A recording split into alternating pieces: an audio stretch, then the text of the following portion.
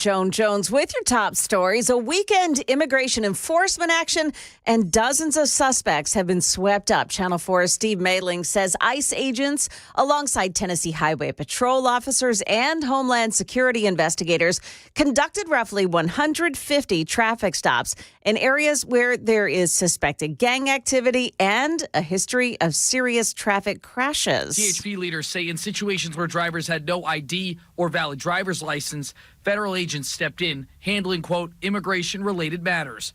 The sweep led a group of immigrants' rights activists to storm the Nashville field office for the Department of Homeland Security yesterday. While they were protesting, 3 buses with blacked-out windows were seen departing the area. ICE agents have not provided any answers as to where those suspects may have been taken.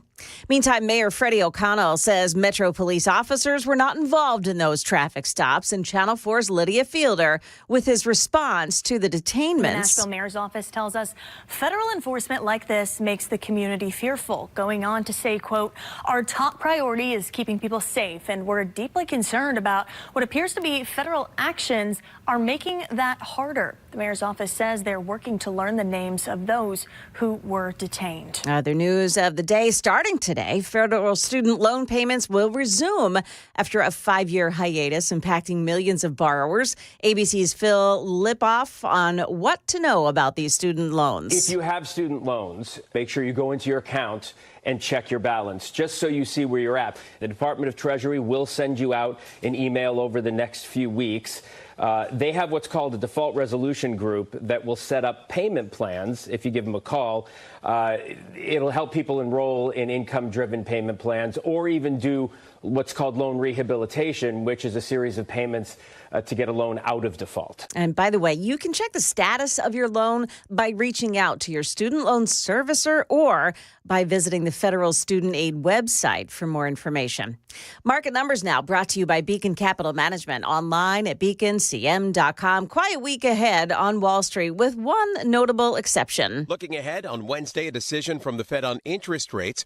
With the solid labor market and the anticipated effect of President Trump's tariffs on inflation, the central bank is widely expected to keep interest rates right where they are. ABC's Dave Packer. Stock futures are slumping after Friday's big rally. We've got Dow futures down 259 right now. NASDAQ futures losing 175, and the S&P futures are down 42 points. That's the latest news. Traffic and weather are next. I'm Joan Jones, WTN News.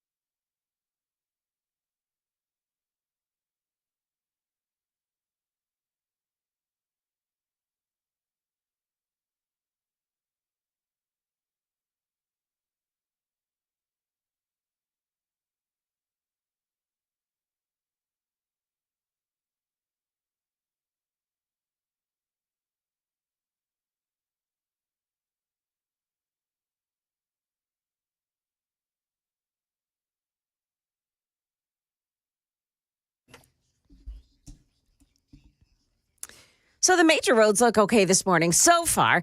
In Smyrna, however, you do have some road work at the on-ramp, Lee Victory Parkway, in both directions, the on-ramp from South Lowry Street. And that may cause, it's bridge repairs there, that may cause some delays this morning as you travel. Traffic every 10 minutes every morning on Super Talk 99.7 WTN.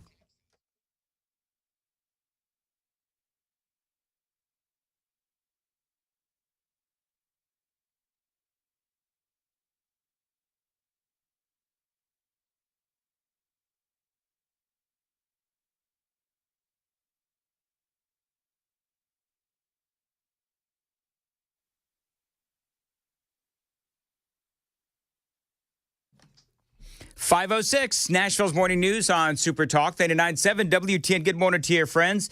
Cinco de Mayo across Middle Tennessee. So I want to get this right. So apparently ICE decided to celebrate Cinco de Mayo with a raid in Nashville. Is that what it was? I think that you probably nailed it there. Yeah. Did I nail it? Yep. Okay, very good. We'll talk about that. Do you know that, I mean, obviously that is controversial. We'll get into all of that. But do you know that there's another controversy that is stemming from this whole thing? That people on the left are apoplectic about something that happened during this raid. Not just the raid, but something that happened during the raid. Do you know what happened, Joan, during the raid? And why people are really angry about all this? Do you know the story? I'm not, no. of the cigar? The cigar? Mm-hmm. Okay, no. Don't. All right, we'll talk about it. This sounds good. We'll talk about it coming up on Super Talk 99.7 WTN. It has to do with a cigar. Okay.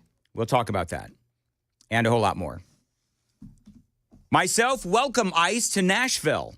We have a lot of work to do. Anyway, moving on from there. I've got a lot of things to cover today. Donald Trump was attacked on 60 Minutes last night. This is where I want to start. So they come up with 60 Minutes, right? And Scott Pelley. They have this much anticipated segment where they branded it. They promoted the segment saying, and this was all over the internet, saying that President Trump was going to be livid after he saw this segment. So I'm going to tell you about the segment. I'm going to tell you how this segment literally proves the biasness of 60 Minutes. Not that we actually needed to prove the bias of 60 Minutes, because we all know. But they went after Donald Trump because they say he is going after law firms that attacked him.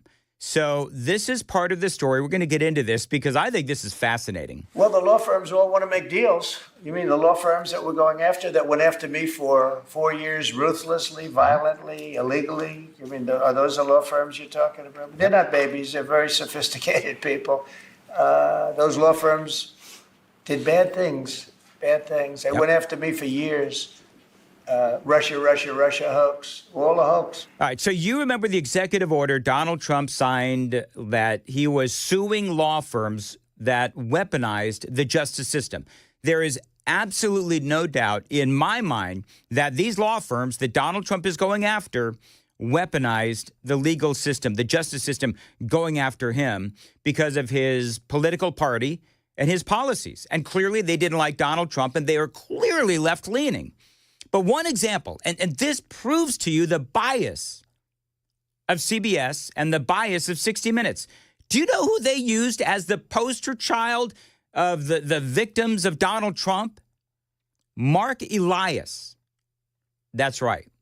Now, Mark Elias was with Perkins Coie, and he served as general counsel for Hillary Clinton's campaign in 2016.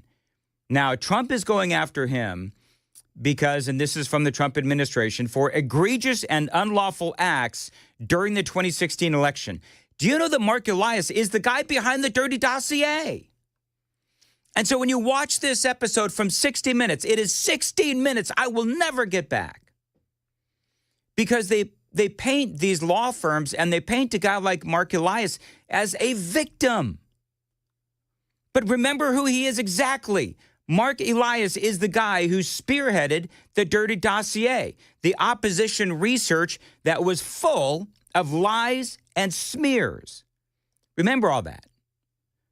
He is the guy that was the general counsel for Hillary Clinton as she was running for president against Trump in 2016. He hires, while working for Hillary, he hires an opposition research company called Fusion GPS to come up with the dossier that led to the Mueller investigation. Mark Elias was the guy behind all of that. And he was working with Perkins Coie at the time. Russia hoax. All a hoax. What Trump means by a hoax were allegations in 2016 of shady dealings with Russia by Trump and his campaign. He's right that the FBI could not corroborate what was described as rumor. At least one allegation was promoted to the media by Clinton campaign representatives when Mark Elias was general counsel. Exactly. So you see what's going on. Mark Elias hires the company to do the opposition research. That hires Christopher Steele. They come up with the dossier. It is sold to the media. The media tries to sell it to the American people. Mark Elias was behind all of that. And so the Trump administration and Donald Trump, he's fighting back. He's going after the law firms that clearly used, in my opinion, nefarious ways to try and impact an election. Because remember, opposition research, and I just want to say this, if opposition research is like things that candidates have done that is true, or things that they have done that could be, at the very least, construed as true, okay. But the dirty dossier that ultimately came from Mark Elias, it was full of lies and accusations that, in my opinion, they knew that this was all made up out of thin air. But listen to how Mark Elias plays the victim. Donald Trump hates me because I fight hard and I fight for free and fair elections. I insist on fighting for democracy in court, fighting for voting rights in court, and insist on telling the truth about what the outcome of the 2020 election was. No. Because remember, this is all about 2016. Donald Trump hates Mark Elias, and I hate Mark Elias, and you should hate Mark Elias, because his actions led to Donald Trump being investigated for years over this bogus, dirty dossier, which everybody in Washington, D.C. knew was full of BS, but they carried it. They carried water for these accusations. And so Mark Elias does deserve what he gets because, again, it was all based on lies. Political opposition research is supposed to be based on things that are at least somewhat truthful. Not lies made out of thin air, but that is exactly what the dirty dossier was. I don't want to relitigate the whole thing. You folks know that we spoke about this for years. But that's what the dirty dossier was. And Mark Elias funded it. He hired the company and he funded that company to come up with the dossier when he worked for the Clinton campaign.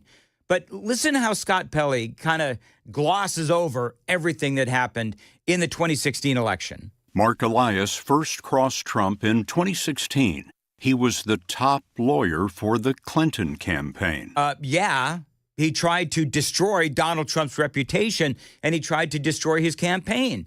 And yet Elias plays the victim card. Donald Trump is the walking embodiment of everything that is wrong with the American political system. Wow. And so when Donald Trump says that I am unethical or that I am undermining his vision of America, I say, boy, I must be doing something right. No, you're not doing anything right. You weaponized the justice system. You went after Donald Trump with what I would call complete lies, obfuscations, the dirty dossier. And so for President Trump, in my opinion, he is well within his right to go after these law firms. Now, some are fighting back, some aren't. I've got a few more comments from Donald Trump straight ahead. It is 5:15, time to check the roads on WTN. No problems this morning on 24, 40, or 65. They all look good. Just the road work this morning in Smyrna on Lee Victory Parkway in both directions. The on-ramp from South Lowry Street is under repair, a bridge there under repair. That may cause some delays this morning. Traffic every 10 minutes every morning on Super Talk 99.7 WTN. Thank you, Joan. As far as your weather for today, friends, a high of 65, lingering showers as well.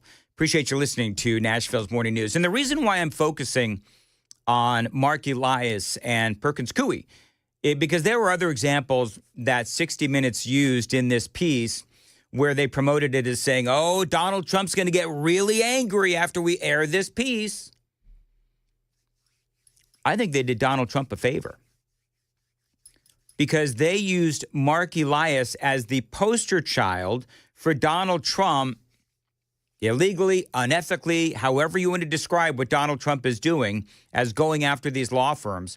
But when they use Mark Elias as the poster child for that, they're really doing Donald Trump a favor because of what Elias did to an elected president of the United States and about how they concocted this thing, the dirty dossier, out of thin air. So Trump went after these law firms for various reasons in this case. Dirty dossier, election interference cases related to 2020, or the classified documents case. There was a lot. This is an absolute honor to sign. What they've done is it's just terrible. Targeted firms say what the president signed amounted to a corporate death penalty. And it should never be allowed to happen again. I mean, that's the whole point of Donald Trump. He has always said that what happened to him with these, dirty law firms, with these corrupt law firms, these law firms that are obviously clearly left-leaning, and they made up this opposition research on Donald Trump. And so what he's saying is that this shouldn't happen to a Republican or a Democrat. The law firms he went after, their attorneys were not allowed to go into federal court buildings after Trump signed the executive order, and contracts with federal contractors would be canceled as well. So what Trump did really is an example of, I would say, cancel culture, but from the right. But realize this, because that's what some people are accusing the president of doing. Oh, it's just, this is Donald Trump, and he's engaged in cancel culture. No, he's not. To me, cancel culture is if you said the wrong thing or if you posted the wrong thing on the socials, well, then, you're going to get, in my opinion, unjustifiably canceled. Career ruined, name besmirched, and so forth. But with Trump and what he's doing with these law firms, it is because they concocted lies about him. And he wants to make sure that doesn't happen again. He wants to make sure it doesn't happen to someone like, whoever runs in the next presidential election, whether it is J.D. Vance, whether it is Marco Rubio, whatever. Opposition research should not literally be lies that are manufactured about a candidate. And so, Trump said you're not allowed to go into federal court buildings, and contracts with federal contractors, those are going to be canceled as well. And so these law firms, of course, as you can imagine, they're freaking out. A senior partner at one firm told us the president's orders were, quote, diabolical, intended to bankrupt us. He said within hours, his major clients were threatening to drop his firm. Can we just talk about the definition of diabolical? Think about the classified documents case. They went after Trump, these law firms, right? Went after Donald Trump big time. It was just a major deal where you've got the case, the FBI storms into Mar-a-Lago, the whole thing. And the media sold it. The law firms sold it. The law firms went after Donald Trump as well. That case was ultimately dismissed. The Mueller investigation ultimately comes up with nothing. But not before they almost destroyed Donald Trump's political career. And so now you've got all of these law firms, and some are fighting back, and some decided, you know what we're going to have to do? We are going to have to negotiate a deal with the White House and work with the White House to basically give them free legal services. Here's part of that story. It is trying to intimidate them, the way in which a mob boss intimidates people in the neighborhood that he is seeking to either exact protection money from or engage in other nefarious conduct. I mean, the fact is that these law firms are being told, if you don't play ball with us, maybe something really bad will happen to you. The 9 firms did not admit wrongdoing, but altogether, they agreed to give nearly $1 billion in legal services to causes that the firms and Trump support. So I guess my question would be, everybody's saying, oh, this is going to have a chilling impact on these firms and law firms, generally speaking. Well, you know, the reality is that if law firms are going after political candidates and politicians frivolously and making things up as they go along, then they have to take responsibility. What do we say? Play stupid games, win stupid prizes. Donald Trump is doing nothing but standing up for himself. Donald Trump is doing nothing but saying, you know what? You shouldn't be allowed to do this, and something's got to change. Because that's what these law firms did. In my opinion, they took advantage of any number of situations to concoct with these to, what's the best way to put this? They took a story, they made it up, they work with the FBI, and they work with the media, and they all work in concert to destroy a political candidate. That is exactly what they did to Donald Trump, and he is fighting back because you have to. And here's the thing. If these 9 law firms felt like they were innocent in all of this, my opinion, they would have fought it. But they didn't. They effectively said, you know what? We're not going to admit any wrongdoing, but we'll work with you for a whole bunch of free legal services on issues that we all agree on. But they tried to destroy his first administration with Lawfare. And so now President Trump fought back, and I think that this is a really good thing because let's all be honest with what is going on here. It's the left who did this to Donald Trump, and there's absolutely nothing wrong with the president now fighting back. Is this Donald Trump? Oh, my God, he's going to go after his political enemies. Well, why not? Because his political enemies went after him. 522, Joan Jones has the news coming up at 5:30. Hello, Joan. Hello, Dan. Well, we have more on those ICE sweeps over the weekend. And after a man's body was found dead inside of a car that had been towed away, police are saying now whether the towing company will be held responsible. We've got those stories and more coming up here at 5:30 on Super Talk 99.7 WTN.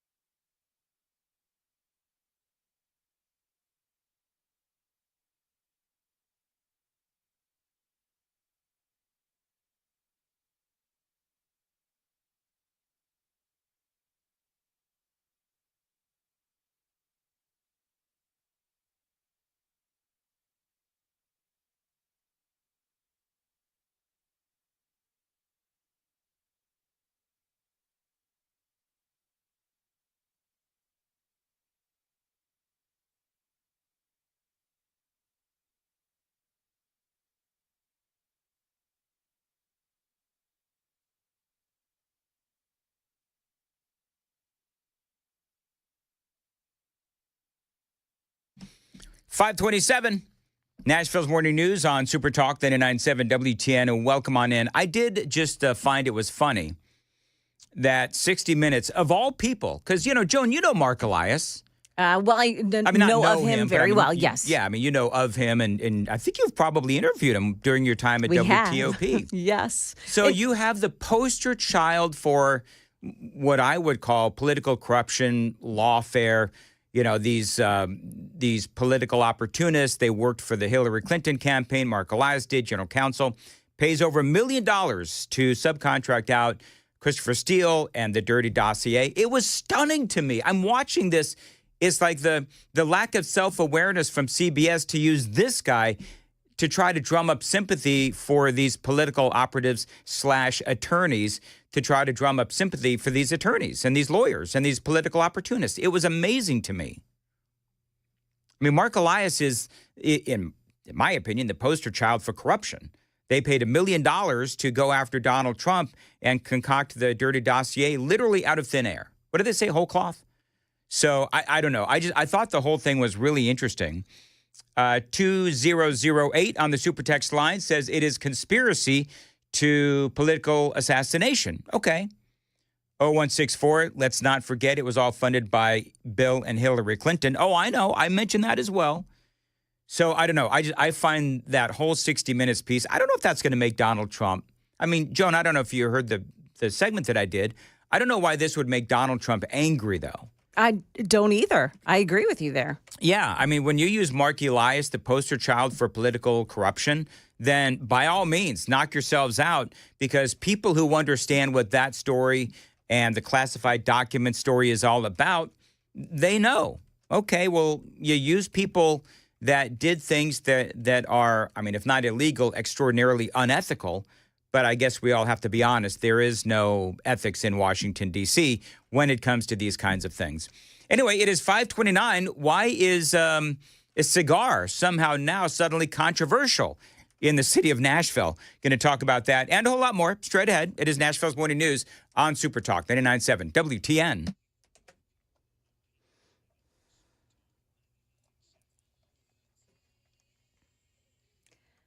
Well, good morning. It is now 5:30, and I'm Joan Jones with your top stories. It is not clear exactly how many people were swept up in an ICE enforcement operation over the weekend, but Tennessee Highway Patrol confirms it was involved in helping ICE. Together, they conducted hundreds of traffic stops in areas where there is known gang activity and a history of serious traffic crashes. This woman tells Channel 4 that she witnessed one of the stops. In one of the instances, I did see someone get detained, put into one of the unmarked vehicles and driven off. It was very quick. It was very coordinated, and they seemed to be following each other. In a statement, THP said troopers made a few arrests for outstanding warrants, illegal guns, and drugs, and some were suspected gang members.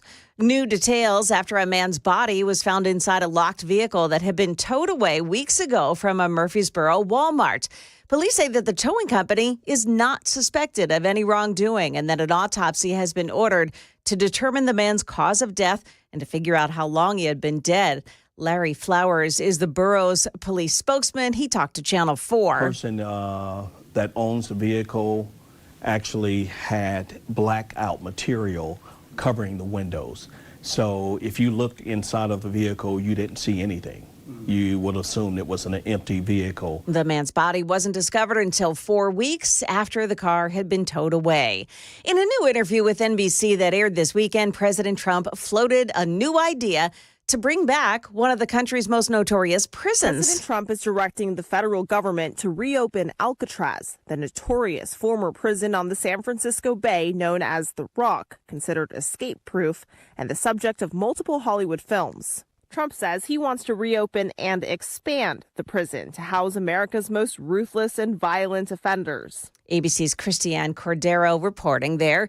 And this morning, stock futures are notably down. We've got Dow futures down 271, NASDAQ futures losing 192, and the S&P futures are down 45 points. That's the latest news, traffic, and weather next. I'm Joan Jones, WTN News.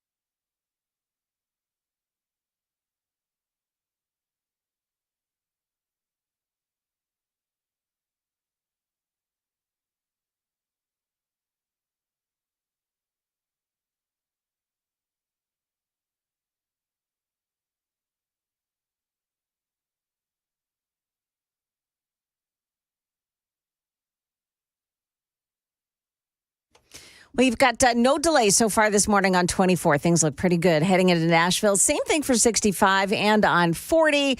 The different story, though, on Lee Victory Parkway in Smyrna. The on-ramp from South Lowry Street, both directions, is under construction this morning. There's a bridge there under construction Saturday through Wednesday at 5 a.m. That's how long you're going to find this delay. And they've got that blocked off. The on-ramp is blocked off. Traffic every 10 minutes every morning on Super Talk 99.7 WTN.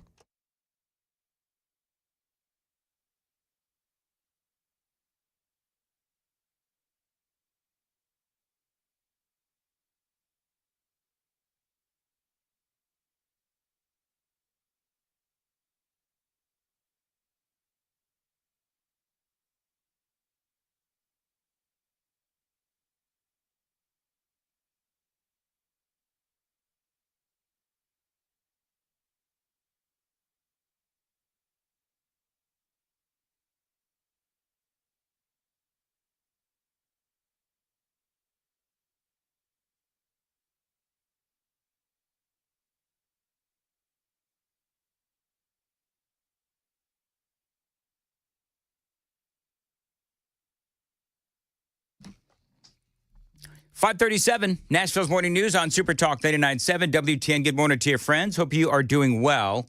Along with Joan Jones in the dust-encrusted WTN newsroom, KGB Jeff Malinoff is producing. All right, so why is a cigar in the news today? Now, the funny thing is, Joan, I had at least 2 or 3 people talking about Monica and Bill Clinton.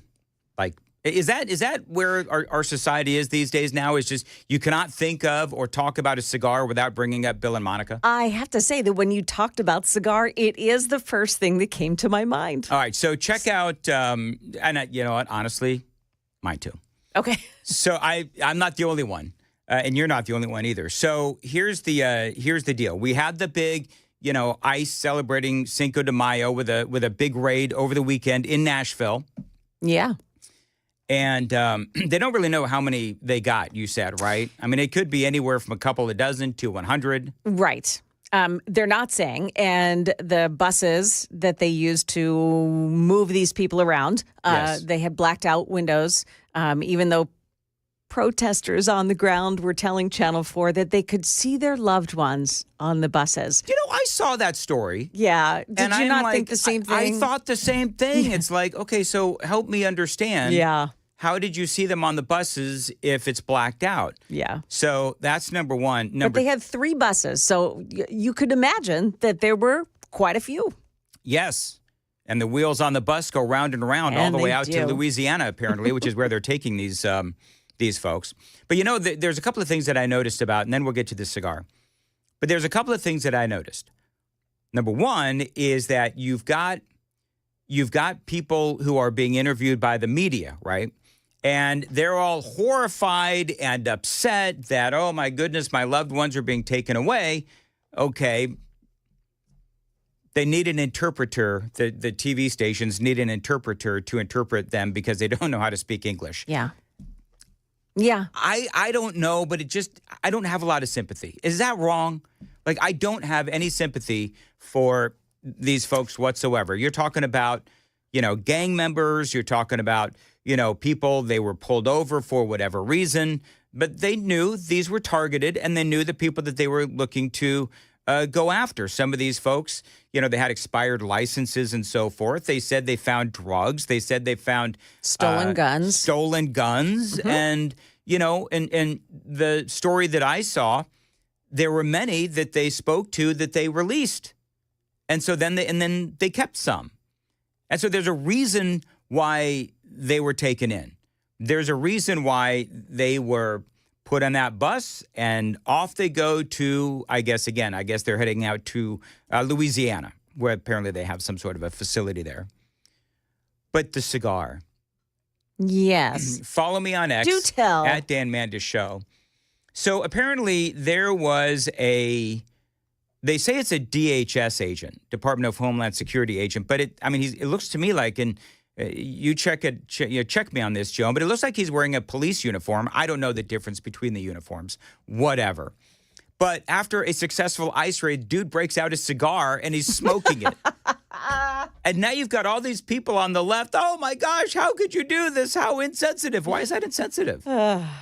Somebody please tell me, why is it insensitive? I mean, if it's breaking some sort of code, then okay, whatever. But all the dude is doing, all the officer, the law enforcement is doing is smoking a cigar.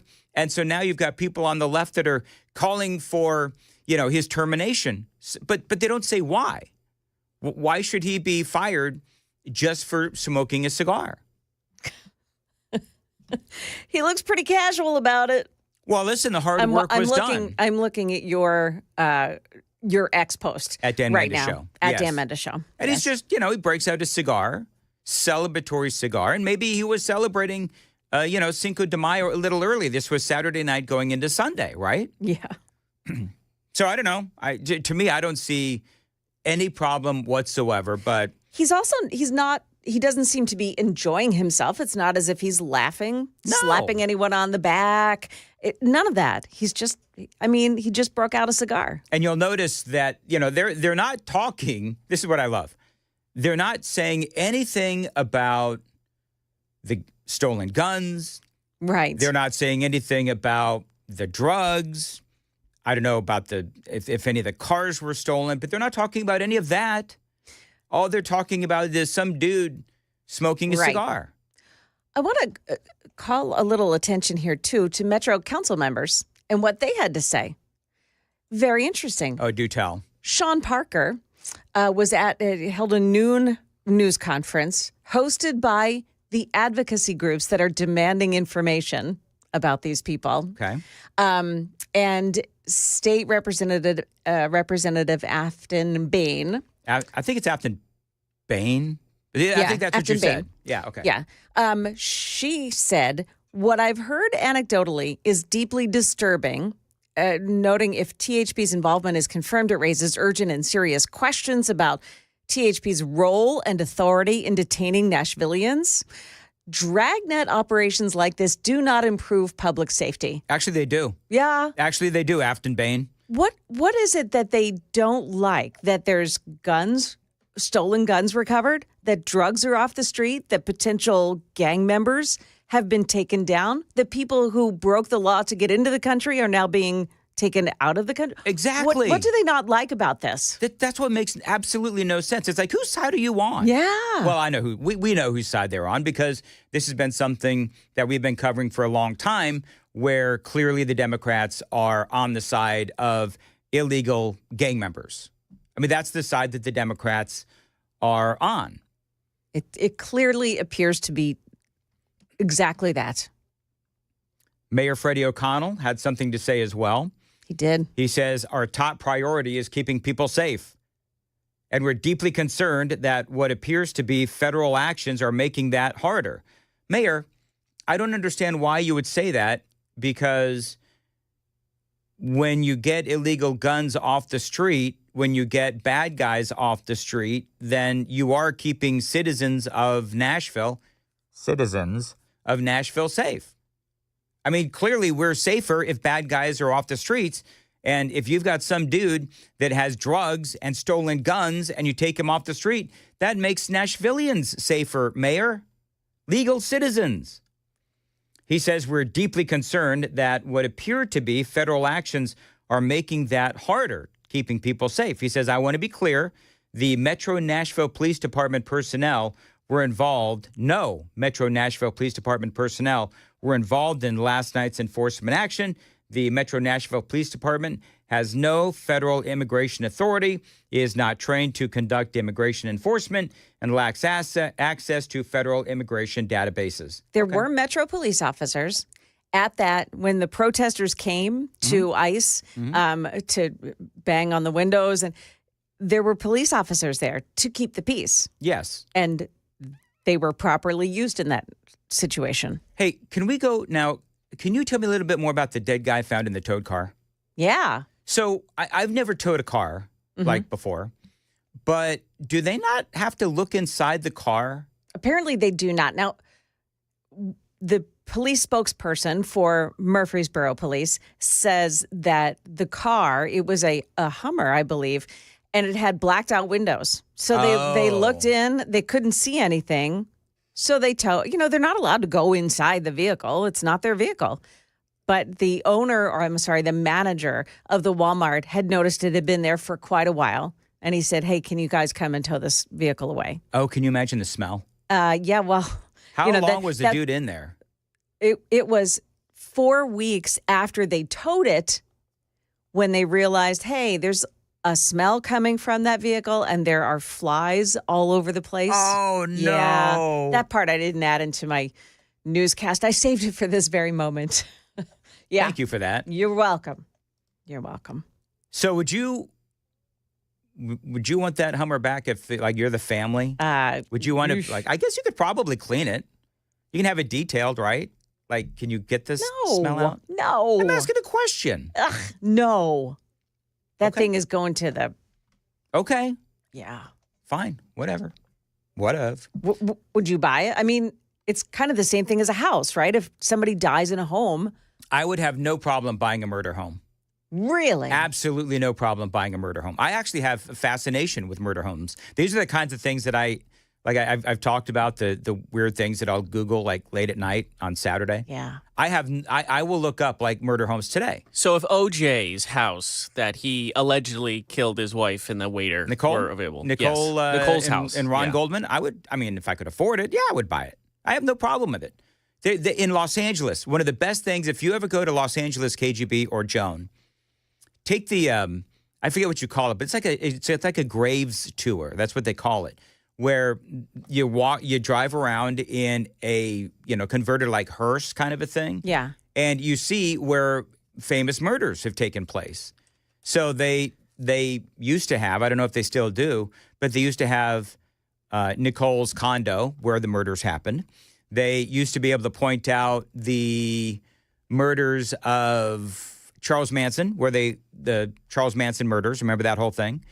They have all kinds of places where Janis Joplin died, another one. They just point out all of these landmarks where famous deaths and murders have taken place. I'm just going to go to Disneyland instead. That seems a little more fun. Well, you can do that too. Am I the only one that has a fascination Joan, remind me with never this to stuff? go to L.A. with Dan. Oh, I'm full of fun. Every meal has to be in and out, and you got to see where all the famous kids. I know you want to go to Disneyland Disneyland and see Mickey Mouse, but we got to go see where all these horrible murders just happened a couple of years ago. All right, Joan, is it weird that I would have no problem? Absolutely. Yeah. Is it really?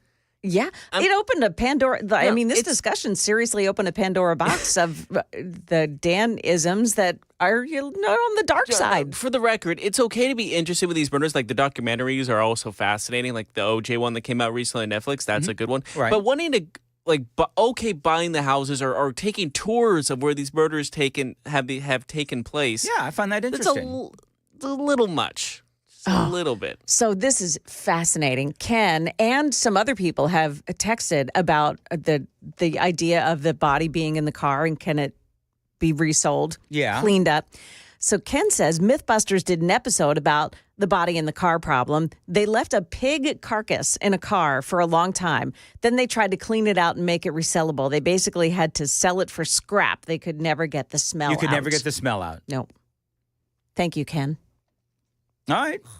Well, if you can't get the smell out of the car, it's like the Seinfeld episode, right? You want somebody to steal it so that you can claim it on your insurance, and even the thief doesn't want it. Yeah. So, but yeah, a guy on the super text line, they're coming in fast and furious. They are. One guy, 1349, says, that actually sounds super cool, Dan. Thank you. Do you text your own number into the chat line? No. I have texted into the chat line before, I think. No, I didn't. I thought about it, but then I realized I could just text the host directly. 3217 is creepy. I've always wanted to buy the Amityville house. It's a beautiful house. Oh, the Amityville horror house is beautiful. Do you know, they had the Charles Manson house where the actress and a bunch of people were killed. The infamous murders, of course, as everyone knows. And they were... And the LaBianca house, which was another murder that happened by the same folks, right? And so the LaBianca house, last I checked, still stands. And so what happens is you get people to come in and they get these homes for like dirt cheap. Yeah. And then one of two things happens. People get it for cheap and then they just completely remodel it, or they have a weird sort of fascination with murders and they leave the house the way that it is because they want, for whatever reason, that sort of aura. Now, I want to be clear, I would not buy a murder home because I thought the murders were cool or anything like that. I would probably have it, redone and what have you. But like the La Bianca house, where they killed the wife in the kitchen and I think the guy was in the living room. I mean, last time I checked, they didn't redo it at all. But would you buy it to live in it, or would you buy it for tourism? I would have absolutely no problem living in a murder house. Wow. I would have no problem. Do you not believe that in like ghosts and spirits and? I do. My basement is. I've told you weren't here and KGB wasn't here. I contend that my basement in my house is haunted. Like I do believe it. And so why? Well, for whatever reason, my television keeps coming on. I've stopped even talking about it because nobody cares. But my television keeps coming on for strange and bizarre reasons. And I don't know why it is, but I'll go downstairs and I know darn right well that I've turned off the television and I go down at midnight to do my show prep. Why the hell is my TV on again? Like that happens all the time. And I don't know if it's because I don't know why that is. Maybe somebody has a remote control that's on the same frequency, but it's weird. There's also been a couple of times where, and I kid you not, y'all are going to make fun of me, but I was down in my basement late at night, whatever. I think I was doing Red Eye Radio. And out of the corner of my left eye, I saw a woman floating. I kid you not. I have chills. Go. Floating, and she was wearing like 18th century garb, if you will. Whoa. It was the weirdest thing. And here's the thing. Didn't you just have surgery on your eyes? No, that was just a couple of years ago. I know. No. This was real, man. This was real. And I got chills at the time, too. Scared the living crap out of me. And other weird stuff has happened. I don't even want to get into it, but it doesn't matter. But, I mean, I'm just saying. So I believe that weird stuff happens in my house. I would have no problem owning a murder home. I just wouldn't. You know what happened to me over the weekend, Joan? Hopefully not a murder house situation. I was the victim of a crime. You were? Mm-hmm. I was ding-dong ditched. I think, is that a crime? That is not a crime. It's not a crime. Can you explain ding-dong ditched? You don't know what ding-dong ditch is? So kids will run around late at night ringing your doorbell and running. Yeah. So, but I am like fast asleep, right? Fast asleep. On my door, boom, boom, boom. It was like ice was raiding my home. That's what it was like. They didn't ring the doorbell. They banged on the door 3 times really loud. And so I, of course, I'm upstairs, Amy's downstairs. I come running. I didn't know what the heck it was. And so it scared the living crap out of Amy. I kind of knew what it was. But do you have a Ring doorbell camera? No, but we're going to get one. Later on, though, on my association Facebook page, you know? Yeah. Somebody did catch one of these kids on the Ring cam door doing the same thing. No, that's what they were doing. They were running around ding-dong ditching. And, I realized that I did it as a kid. And I don't know, KGB, did you ever ding-dong ditch as a kid? I did. Okay. So I realized karma and everything else. I think we could do a whole segment, Joan, on things we did as kids that now annoy us as adults when kids do them to us. Ding-dong ditching or banging on the door and then running away. Yeah. Top of my list, because I darn right fell down the stairs because I'm coming down so fast. It was not fun. And the people on the Facebook page, I mean, I love my neighbors, but it's like they're excusing it. Oh, kids will be kids. No. Really? Because my dog is barking up a storm. My wife is scared, and I almost twisted my ankle running down the damn stairs. Whatever. Yeah, that would scare the daylights out of anyone. Thank you. And it probably scared my neighbors when I did it to them when I was like, 12. So there you go. You totally need cameras. We're getting them. Actually, Amy and I spoke about that on Sunday when we were really tired because our sleep cycle was screwed up. We're getting cameras. And then it's like did the parents not know? How do the parents not know? It's like 10:30 at night and your kid is out knocking on doors and ding-dong ditching. Because Joey said he's sleeping over at Michael's house. That's what I said. Yeah. That is actually what I said. We got to go. Go. We're late.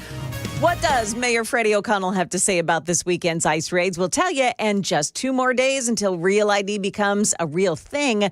Those stories and more coming up here at 6 o'clock on Super Talk 99.7 WTN.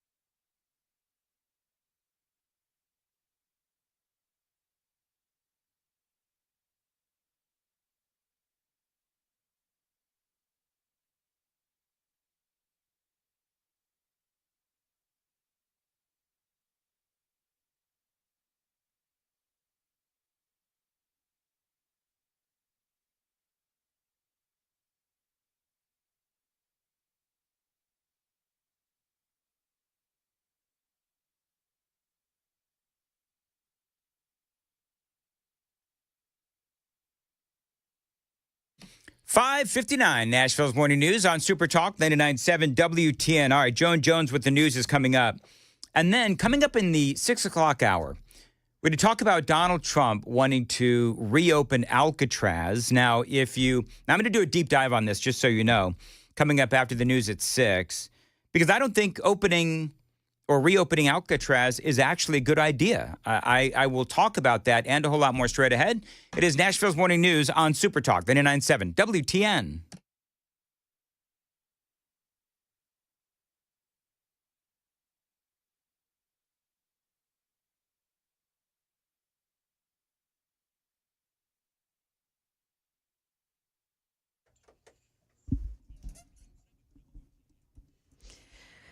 Good morning, 6 o'clock now. I'm Joan Jones with your top stories. Well, Nashville's mayor does not stand behind the ICE operation that unfolded in his city over the weekend. Mayor Freddie O'Connell saying such operations make people feel unsafe. His statement came after multiple people were detained during 150 traffic stops over the weekend. This woman's loved one apparently was among them. I don't have any words what happened yesterday, but I think that this is not fair. ICE saying they focused on areas including Antioch, Paragon Mills, and South Nashville, where there has been gang activity and a history of traffic crashes. Meantime, a 17-year-old Nashville teen is dead after reportedly stealing a car and driving it at a high rate of speed and running into the back of a moving tractor trailer on I-40 near the airport. Chance Kimbrough was his name. He was ejected through the window of the car as it rolled several times. His body landed on the interstate and he was struck by another vehicle. That vehicle had been reported stolen a few hours before the crash. Travelers have only a few days left before Real ID, the deadline on May 7th. Now, if people show up without a real ID, driver's license, or another acceptable ID, TSA says that they should expect delays at airport checkpoints make that. ABC News transportation reporter Clara McMichael. As the Real ID deadline approaches, senior TSA official Adam Stahl tells travelers, get to the airport early, approximately 2 hours. If you do not have a Real ID, we suggest going even possibly earlier. For those without a Real ID, you could face delays at the checkpoint. And in extremely rare cases, if we can't confirm or validate your identity, possible denial. You can use other documents like a military ID or a passport, but enroll as soon as you can, especially ahead of a busy travel season. Clara McMichael, ABC News, New York. Real ID compliant cards in Tennessee are marked with a star in a gold circle at the top right corner of your ID. Market Numbers report brought to you by Beacon Capital Management, online at beaconcm.com. Stock futures were lower overnight as the markets come off a winning week. The Dow Jones on Friday rose 564 points and headed into the weekend at 41,317. The Nasdaq picked up 1.5%, as did the S&P, which notched its longest winning streak in 20 years. No changes at the top of the Fed. President Trump, in an interview with NBC, says he has no plans to fire Federal Reserve Chair Jerome Powell. Trump has criticized Powell, demanding more interest rate cuts. Leadership changes are coming to Berkshire Hathaway.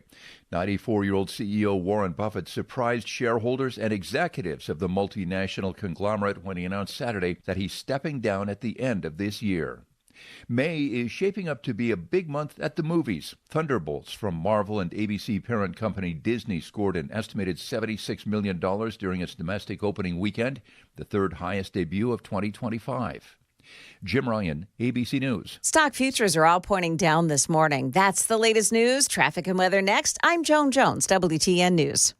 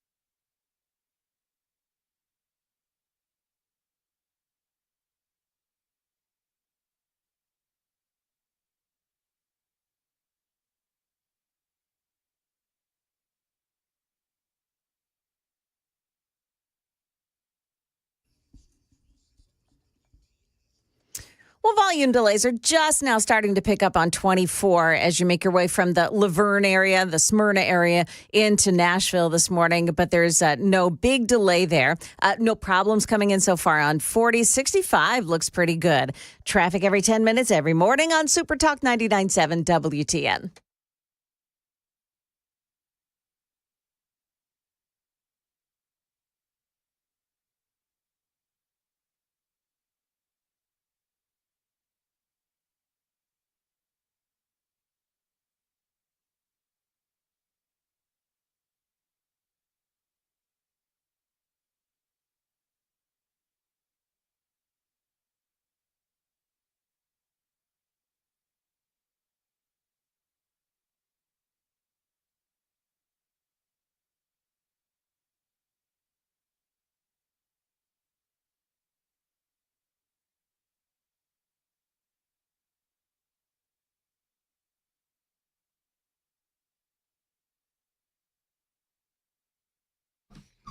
.607 Nashville's Morning News on Super Talk 99.7 WTN. Big news this morning.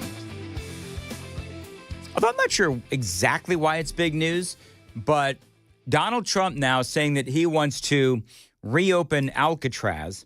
Now, I'm going to tell you why this is a bad move.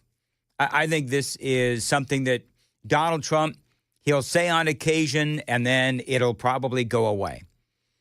But do you know how much it would cost to reopen Alcatraz, to rebuild Alcatraz?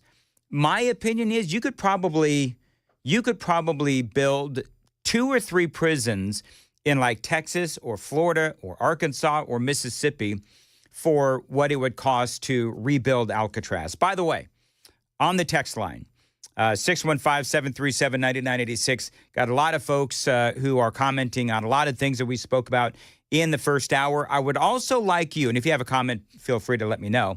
Also, watch us on YouTube. You can watch us on Facebook, X, 997WTN.com. I suggest you watch us on YouTube. You can take the Daily Dan poll and the poll today. Should Alcatraz be rebuilt and opened once again? 80% of you say yes. 20% of you say no. I actually voted in this, and I said no. Here's why.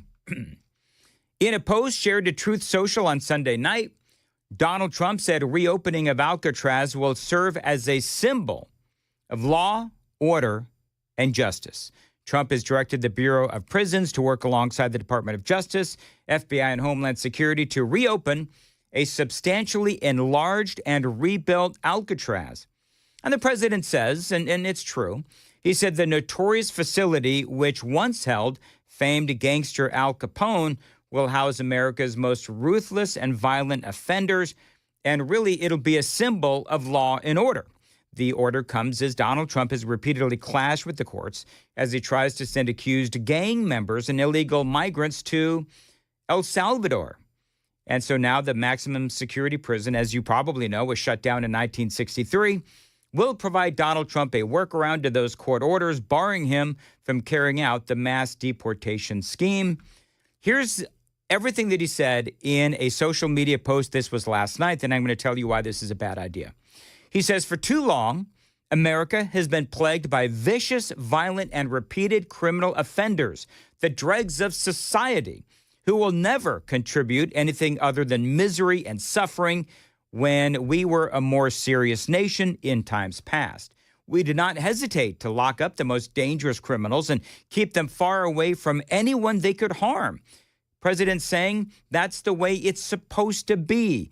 No longer, he says in this post, will we tolerate these serial offenders who spread filth, bloodshed, and mayhem on our streets.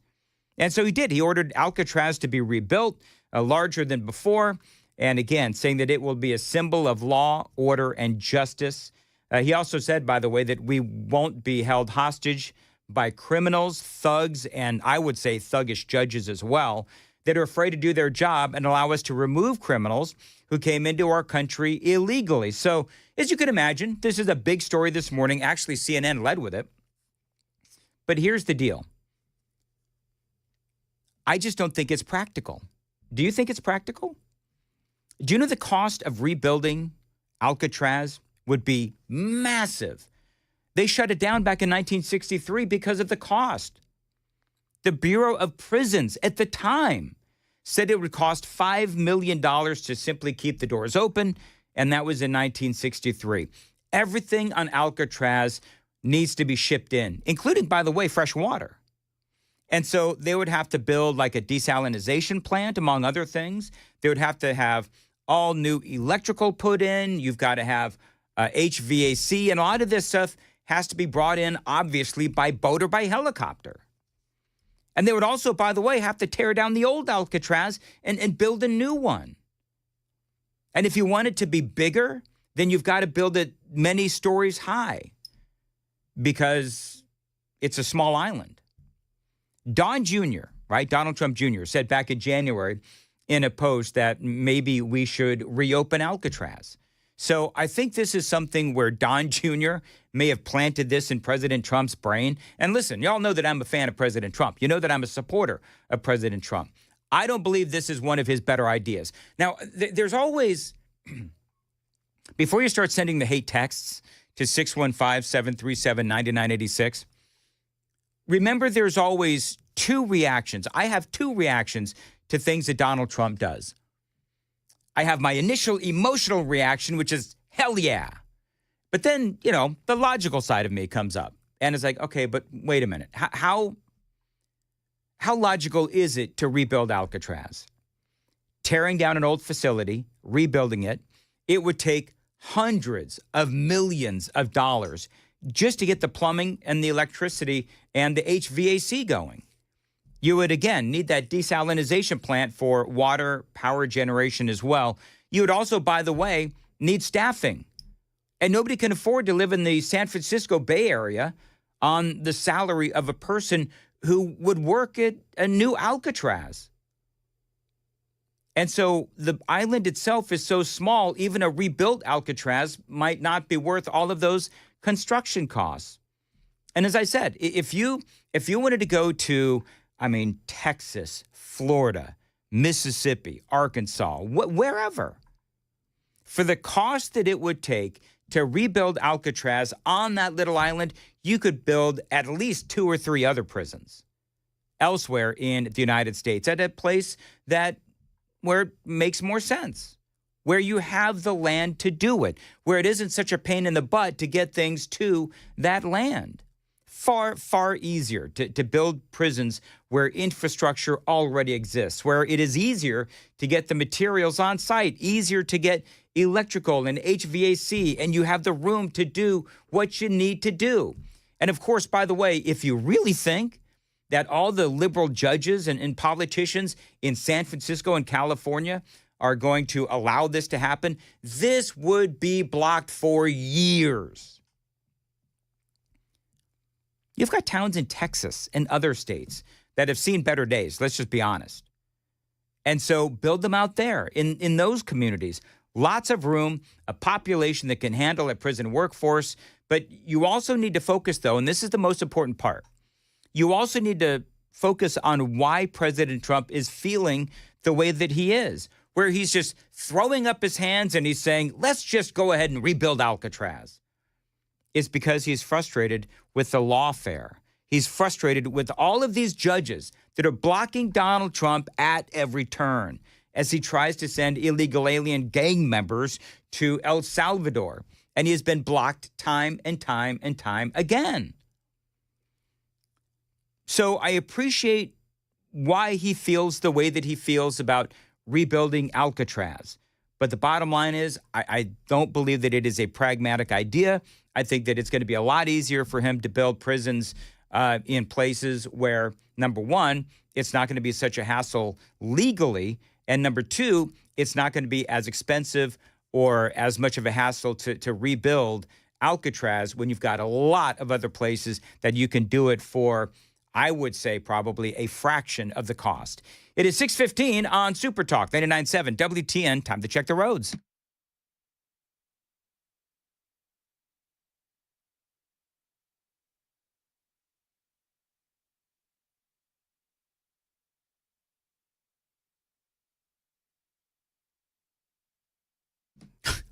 6:15 on Nashville's Morning News on WTN. As far as I'm laughing because Jason just said, am I too late to send a hate text? No, Jason, it's never too late to send a hate text. 615-737-9986. 5262, President Trump enjoys trolling, and Alcatraz is just that. He's trolling. Another one, 7429. Dan, I don't know why you're worried about HVAC for criminals. They don't need HVAC. They don't need television. They don't need the amenities that are awarded for people who haven't broken the law. No, I get that. Trust me when I say I'm totally on board. Criminals should not have access to computers unless it's like job training kind of a thing. They certainly shouldn't have access to televisions and so forth, by the way. As far as your weather goes, today a high of 65, lingering showers as well. And appreciate you listening to Nashville's Morning News on Super Talk 99.7 WTN. Keith says Donald Trump is trolling, distracting.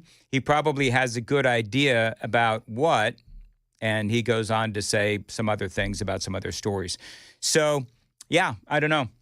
Right now, the super text, the poll, 80% of you say yes, Alcatraz should be rebuilt. 20% of you say no. By the way, I also like this story that came out over the weekend. Need some audio, KGB. So this was, and this shows you how fast the news cycle goes. President Trump offered to help Mexico fight the drug cartels with our own military. I love this idea. I really, really do. So Mexico is saying that I offered to send U.S. troops into Mexico to take care of the cartels. She wants to know, is that true? Do you think I'm going to answer that question? That's why I'm asking. I will answer it. It's true. Donald Trump saying, yeah, it's true. I did offer our military to Mexico working together to take on the drug cartels. It just makes sense, folks. Donald Trump has designated these drug cartels as foreign terrorist organizations. So it does seem to me that, yeah, we could go in there and we can root them out and we could destroy them far better than Mexico has done. If Mexico wanted help with the cartels, we would be honored to go in and do it. I told her that. I would be honored to go in and do it. The cartels are trying to destroy our country. They're evil. And, you know, we had 300,000 people die last year from fentanyl and all of that. We had millions of people brought into this country that shouldn't be here. The cartels brought them in. How many people, you know what, KGB, maybe that would also be a good poll question, is because Mexico, and by the way, has come out now and they've said, no, we don't need your help. Our sovereignty is not for sale, is what Mexican President Claudia Sheinbaum is quoted as saying. And she says, no, we don't want your help. What's the poll right now? What are the numbers as far as should Alcatraz be rebuilt and reopened? Earlier, it was 80-20. What is it now? It's 74-26 to yes. Okay, so the numbers are now going down. Maybe it's after my, I'm sure, my gripping monologue on why President Trump should not try to rebuild Alcatraz. So maybe a new poll should be, should our military be used to help Mexico? But I think that'd be 100% yes. So we'll keep the current one going on. But Sheinbaum said the U.S. troops operating inside Mexico was going too far. You know what I would ask President Sheinbaum? Can we expand on that? Because it seems to me like our citizens are dying at the hands of your fentanyl and China's fentanyl. Now, obviously, Trump can't go in there with our own military without Mexico's approval, or can he? So she says, no, President Trump, she said on Saturday, sovereignty is not for sale. Sovereignty is loved and defended. Well, let me ask you, President of Mexico, Claudia Sheinbaum, what about our sovereignty? What about our American citizens that are dying at the hands of fentanyl? And it comes in two ways. Y'all know this. We've talked about this a lot. China sending over fentanyl that's already made, or China sending the ingredients to Mexico where it is then manufactured and smuggled across our southern border. But to me, it just makes sense. And if Claudia Sheinbaum, if the Mexican president was really, truly serious about ending the reign of the drug cartels, the terrorist organizations in Mexico, then she would accept Donald Trump's help. But she doesn't want his help. She added that she told Donald Trump their two countries can work together, but you in your territory and us in ours. So is Mexico really able to help keep fentanyl out of our country? I think if they wanted to, they would accept our help. But a headline just from this morning, a mayor from a Mexican town has been arrested after they found a drug cartel training camp in his town. Now, the good news is they found it. The bad news is it was happening. And so my question would be, how widespread is this? So we'll have to see if President Trump does anything more to try to force the hand of the Mexican president, Claudia Sheinbaum, to accept our help in destroying the drug cartels. Because, my opinion, make no mistake, those drug cartels, they do run Mexico. And Claudia Sheinbaum, that's one of the things that Donald Trump said, is that she is scared of these drug cartels. One person who's not scared is Donald Trump. Matter of fact, he wants to take care of them. 622 on Nashville's Morning News on Super Talk 99.7 WTN. Something big is happening in Wilson County. I'm going to tell you about that coming up here on Super Talk 99.7. Joan Jones has the news coming up at 6:30. Joan. Hey, check this out. A new town was born over the weekend. And personal finance experts are sounding the alarm over a new trend in grocery shopping. Got those stories and more coming up here at 6:30 on Super Talk 99.7 WTN.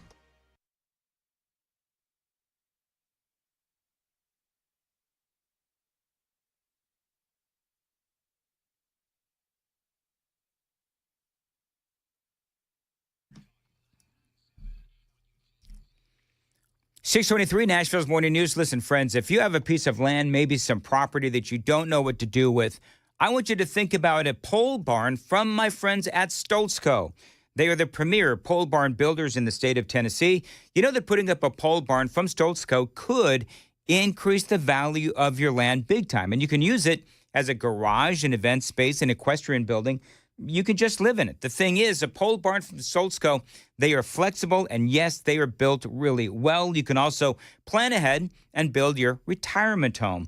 Call them today and tell them Dan told you to reach out, 615-622-5992.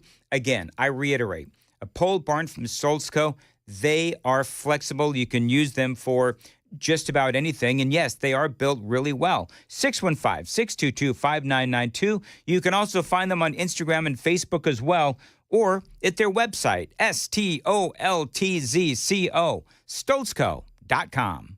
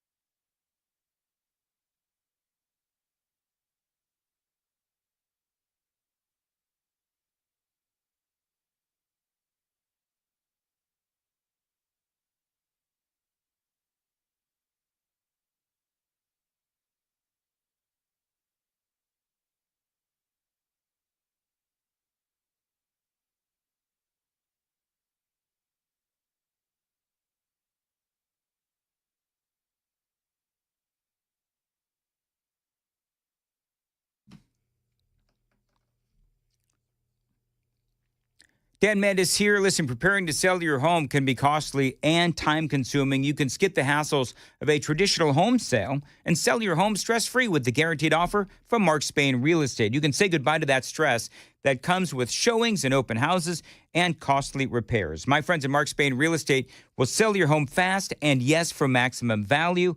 If you are thinking about selling your home, you can receive an all-cash guaranteed offer from Mark Spain Real Estate. Now, their client Tyra had this to say: thanks to Mark Spain Real Estate, our home had several cash offers within 24 hours of it being on the market. We closed in less than a month. With Mark Spain's guidance, the transaction was more seamless than we had ever hoped. Selling your home is one of the biggest financial decisions you will ever make, so who you work with matters. They've got over 12,500 five-star reviews. Trust the top real estate team in America to sell your home for top dollar. Call them, 855-299-SOLD, 855-299-SOLD. Find them online, markspain.com, to get a guaranteed offer on your home today. That's markspain.com, and start packing.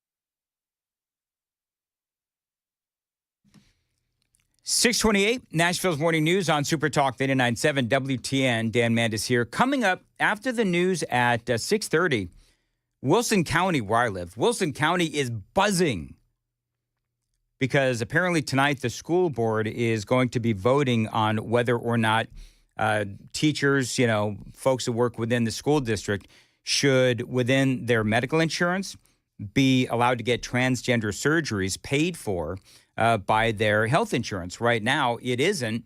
And the health insurance company is actually pressuring the school board to allow transgender surgeries and procedures and so forth.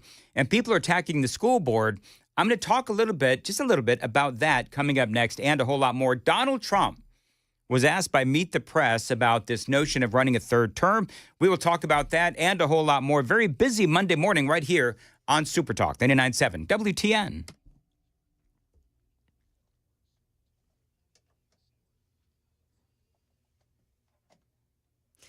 Good morning. It's 6:30 now, and I'm Joan Jones with your top stories. A new town was born over the weekend. ABC's Jim Ryan is in Texas, where voters in a local election along the Gulf Coast handed SpaceX founder Elon Musk a victory. Starbase, the facility where SpaceX builds and launches its rockets and where many of its employees live, sits on a two-lane road that provides the only access to a popular beach a few miles away.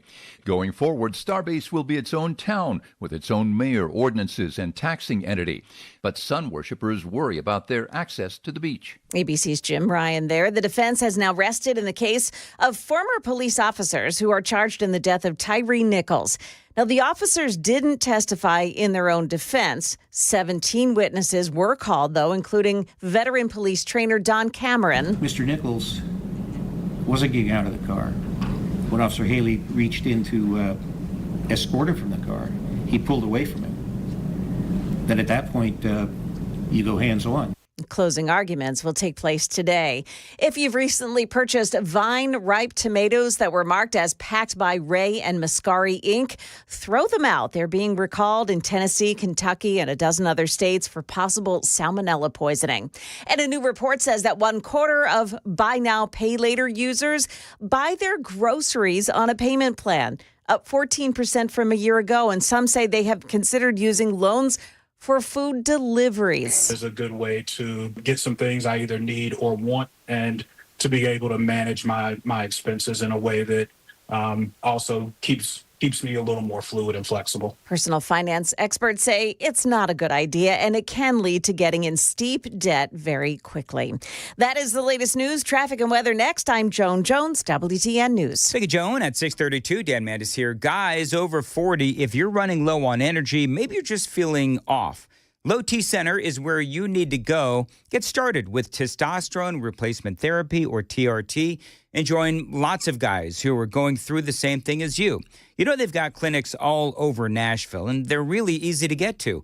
You walk in, you see a real medical provider, and you get that energy back. No complicated process, just results. And remember, these treatment plans, they are tailor-made just for you. And you can get treatments at the clinic, or you can be treated at home. But either way, you're always going to get the highest quality of care. And right now, here in the month of May, you can get a free consultation. And if you qualify, treatment is covered by most major medical insurance. So reclaim that energy and become you again. By the way, they can also help with prescription weight loss options as well. So head on over to lowtcenter.com and book your appointment today. That is lowtcenter.com. Simple, quick, and totally worth it.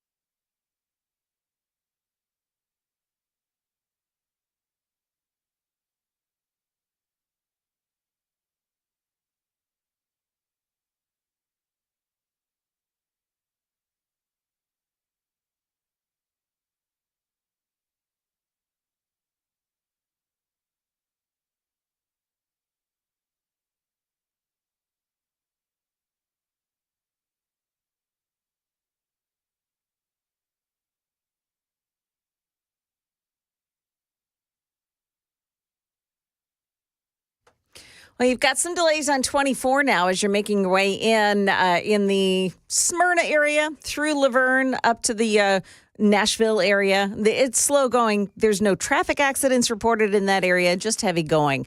No problems on 40 to report. 65 is looking good as well. Traffic every 10 minutes every morning on Super Talk 99.7 WTN.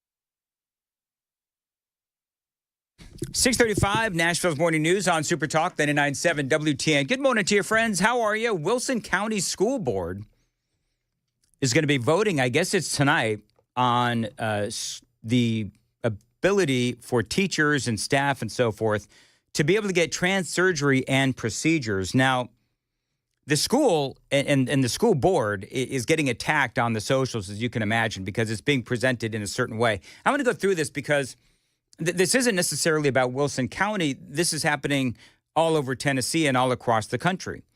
In Wilson County, the school board is going to be voting on whether or not they should add transgender surgery to their teacher and staff health insurance. And again, I believe that happens tonight. Now, they have Meritain Health, and it's the health insurance, actually, that is strongly recommending removal of the gender reassignment sex transformation plan exclusion. So right now in Wilson County, they have in their health insurance an exclusion for gender reassignment and sex transformation surgeries and procedures. In other words, it is not allowed currently under the plan. But for whatever reason, Meritain Health, the health insurance, they are asking the Wilson County School Board to remove that exclusion so people within the district and working for the school district and so forth can get trans surgeries and procedures. Meritain Health tells the board, and this is all over Facebook, and this is why I was interested in covering this, because, again, this is happening everywhere. Meritain Health tells the board that excluding coverage for this mental health condition creates mental health party risk and indicates there would be discriminatory concerns if they continue to have that exclusion. Now, they go on and they list the reasons why they feel that it should be included in the insurance, and it does direct the district to tell them in writing why they feel like it should still be excluded, the trans surgeries and procedures and so forth. Gender-affirming care is what they call it. And it feels like people are starting to lawyer up. Do you know what I mean? Because they say that gender dysphoria, this is the insurance company talking, they say that gender dysphoria is a mental health condition defined in the current version of the Diagnostic and Statistical Manual. Because of that, it needs to be covered, they say. The very left-leaning American Psychiatric Association writes it. So realize what's going on. You've got the American Psychiatric Association, right? And they are incredibly left-leaning. So they decide that wanting these, trans surgeries and procedures and gender-affirming care, they say that this is a mental health condition. And so they went ahead and defined that in the Diagnostic and Statistical Manual, which is what all the health insurance companies go for. In other words, the American Psychiatric Association wanted to make it easier for insurance companies to pay for these procedures. But again, there's a lot of criticism of this manual because they tend to overlabel simple human conditions as disorders, which means that Big Pharma can then start churning out medications and prescriptions and make a whole boatload of money. You see how this whole thing is going? And so for the American Psychiatric Association, all these left-leaning folks, they're trying to get all of these insurance companies and all of these folks that carry that insurance to allow the gender-bending procedures and surgeries. And people are attacking on the socials. People were attacking the Wilson County School Board, and they're the ones that had the exclusion. Now, I don't know what they're ultimately going to do, but, when you think about the fact that there's a whole bunch of insurance companies that want these procedures to be covered. But when you think of all the stuff that isn't covered, it's actually rather infuriating. So a lot of plastic surgery, not covered by the health insurance. Vision correction, and I just went through this. A lot of vision correction is not covered by the health insurance companies. Dental implants, not covered. And here's the thing. A lot of these things, the insurance companies talk about how this is cosmetic in nature. So we're not going to pay for your dental implants because they feel like it's cosmetic in nature. Meantime, you can barely chew. You can't see worth a crap, and you clearly need vision correction, but they're not going to cover it because they say that it is something that is voluntary, that there's other ways to correct your vision, like glasses and so forth. I mean, it is so ridiculous. Weight loss, surgeries, and medications. How many times have people spoken about, I never have, but you got these weight loss surgeries and medications for people that are really, really overweight. And the health insurance companies, they won't cover it. Why won't they cover it? Because they say that, it's vanity and it's cosmetic in nature, which makes absolutely no sense. Because if you're super big, think about all of the medical problems that come with being obese and overweight. But they decide, oh, no, we're not going to cover that. Oh, no, we're not going to do that. But we'll go ahead and cover gender-affirming surgeries. Do you see how that makes no sense? Fertility treatments, also not covered. Some cancer therapies are not covered. But gender-affirming surgeries, absolutely. Let's go ahead and cover those folks. It makes absolutely no sense whatsoever. And a lot of these are not covered because, again, the insurance companies deem them as cosmetic or experimental or medically unnecessary, or it's, vain. People, they'll say, well, we're not going to cover, weight loss surgeries and the weight loss medications. You know why? Because it's all about vanity. You could just lose weight in other ways. And so then they've got to go and they've got to pay for the insurance companies and the people that are on that insurance. They've got to deal with diabetes. They've got to deal with, all that goes into being obese. But trans surgeries and procedures and gender-affirming care, absolutely. They feel like those should be covered. It doesn't make any sense. And so now the Wilson County School Board, it seems like, and again, this isn't about Wilson County. It's not about the Wilson County School Board. It happens to be in the news today. But they're under a lot of pressure by the insurance company to cover this. And so the worry is that, I believe, is that lawsuits are going to start flying. So the vote is tonight. They might be worried again about being sued if it's not covered, especially since the American Psychiatric Association says these trans surgeries and procedures are medically necessary. By the way, Tennessee has a law they passed in 2023 that prohibits or does not allow state funds to cover gender-affirming care for public employees, but federal law can supersede state restrictions. So that's going to be interesting. And by the way, in case you're curious, I don't think that Metro Nashville also does not cover these kinds of things, which may surprise you. But Metro Nashville doesn't cover them either. So this is something that there's a lot of pressure on these school boards, and we'll have to see how the school board decides to vote tonight. But, for me, I don't believe that they should have to pay for or take out the exclusion for a gender-affirming care. I don't believe that they should, and they shouldn't be forced or manipulated or pressured by the insurance companies to allow for that exclusion to be taken away. I just don't, especially when you look at all of the other things that are not covered by these health insurance companies. To me, it is just ridiculous. It is 6:45, coming up on 6:45 on Super Talk, 99.7 WTN. Time to check the roads on Super Talk.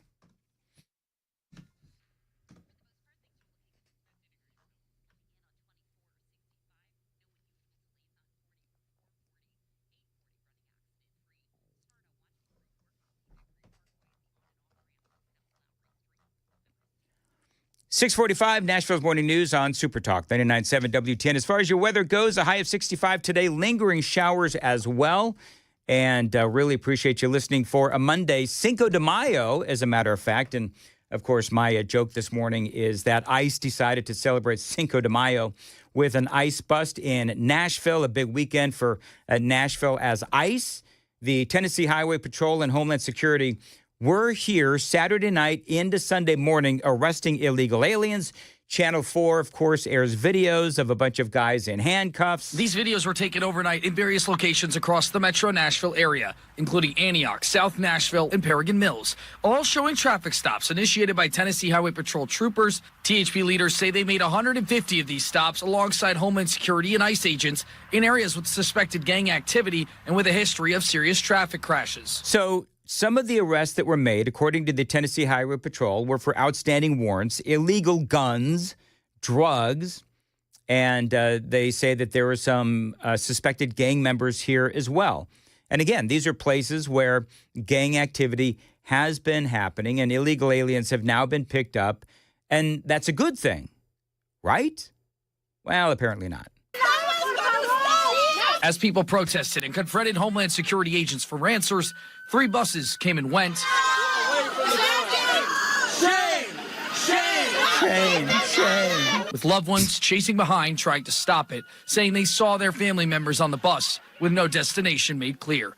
THP leaders say in situations where drivers had no ID or valid driver's license, federal agents stepped in, handling, quote, immigration-related matters. So, of course, you've got State House Representative Afton Benn, a Democrat. She says, and this is a quote on the socials, "What I've heard anecdotally is deeply disturbing. A coordinated and alarming immigration enforcement operation unfolded in the heart of Nashville's immigrant and refugee communities."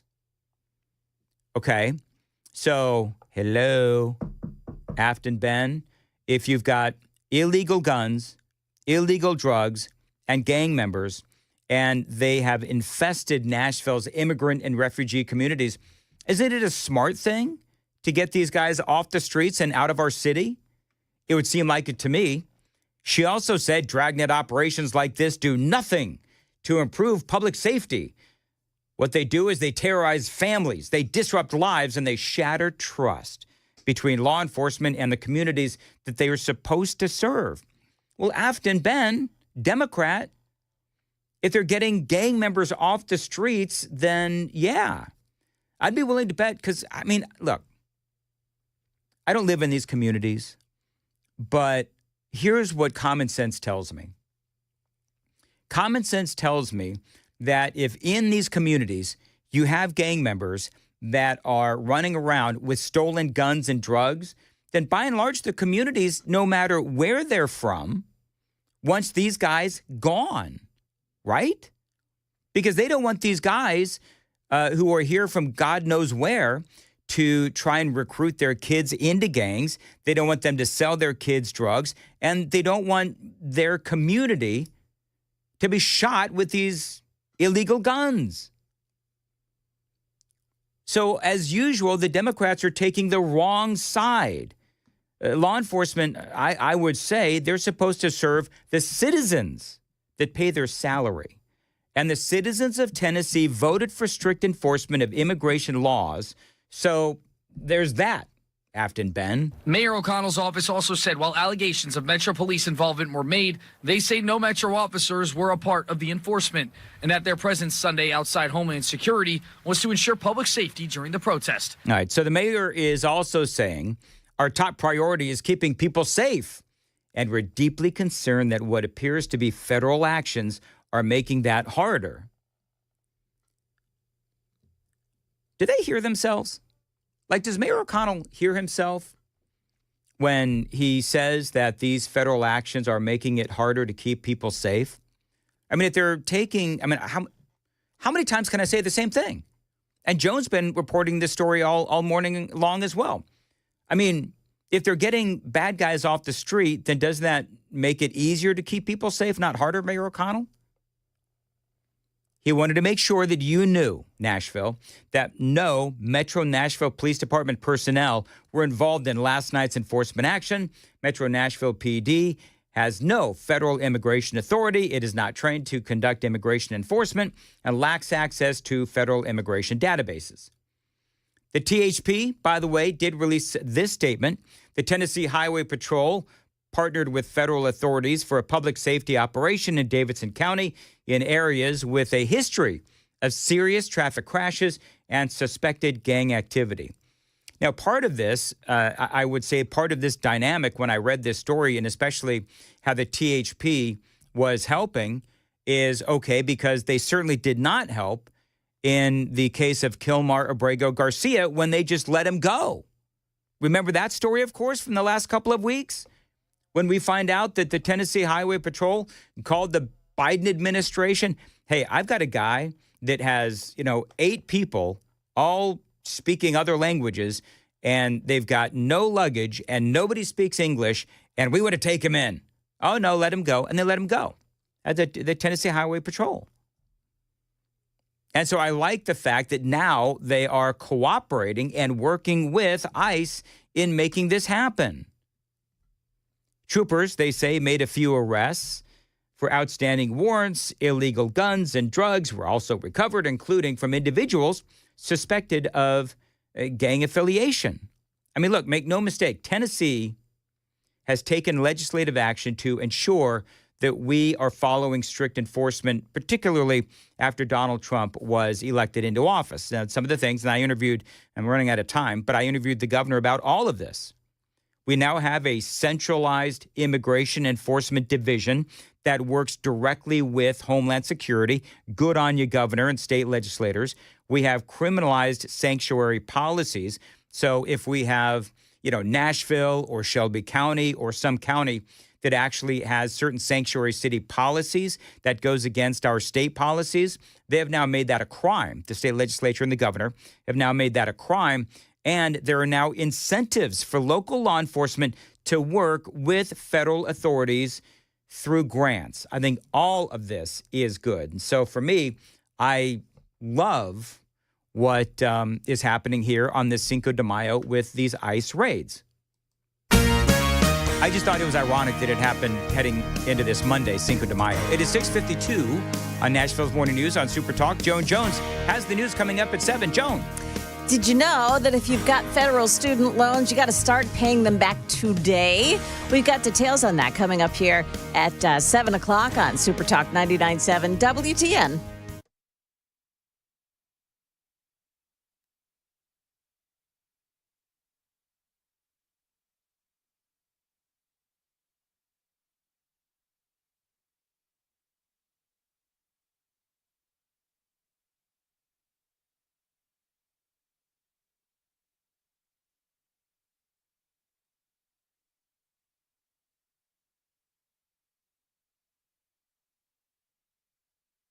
Dan Mandis here. History had the gold rush, then came the oil boom, then the tech boom. But right now, it is the Wi-Fi boom, and Xfinity Wi-Fi is booming. Streaming, booming. Gaming, booming. Video calls, booming. Even when your boss schedules a meeting that definitely could have been an email, Xfinity is there. And now you can get Xfinity Internet and mobile together in one all-in-one plan. It is the ultimate power couple. Wi-Fi Power Boost from Xfinity Mobile gives you faster, secure Wi-Fi speeds at home and on the go. So your Wi-Fi is booming wherever you are. And right now, through June 23rd, new customers can get 400 megabit Xfinity Internet with free equipment and unlimited Internet data, and get one unlimited 5G mobile line included, all-in-one plan, all for $40 a month for 1 year. So whether you're working, watching, or planning for Wi-Fi Gold, one thing is for sure, Xfinity's Wi-Fi is booming. Find them online. It is Xfinity.com to learn more. Requires paperless billing and auto pay with stored bank account. Restrictions apply. Taxes, fees extra. Xfinity Mobile requires Xfinity Internet. Reduced speeds after 30 gigabyte of data usage. Data thresholds vary. After 1 year, rate increases to $110 a month. After 2 years, regular rates apply to all services. Up to $143 a month. Actual speeds vary.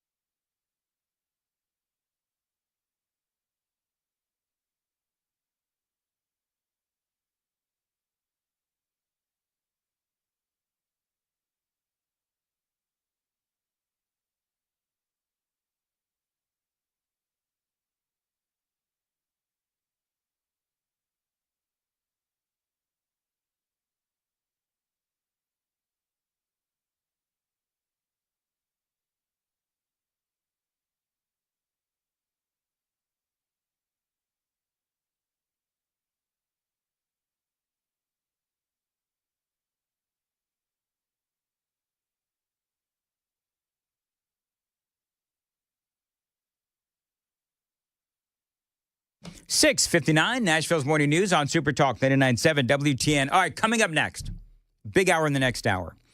Number one, Joan and I are going to have fun with audio, which means that we're going to react to audio that we have not heard before. And Donald Trump was on Meet the Depressed with Kirsten Welker. And we're going to hear what they talked about, including what does Trump say about a third term.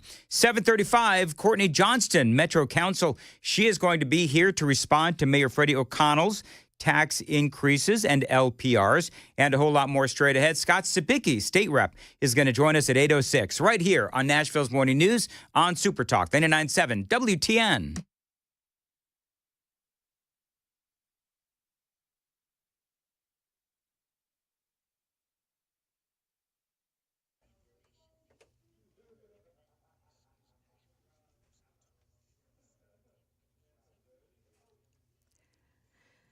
Good morning, 7 o'clock now. I'm Joan Jones with your top stories. A weekend immigration enforcement action and dozens of suspects were apparently swept up in it. Channel 4 Steve Mailing says that ICE agents alongside Tennessee Highway Patrol officers and Homeland Security investigators conducted roughly 150 traffic stops in areas where there's suspected gang activity and a history of serious traffic crashes. THP leaders say in situations where drivers had no ID or valid driver's license, federal agents stepped in, handling, quote, immigration-related matters.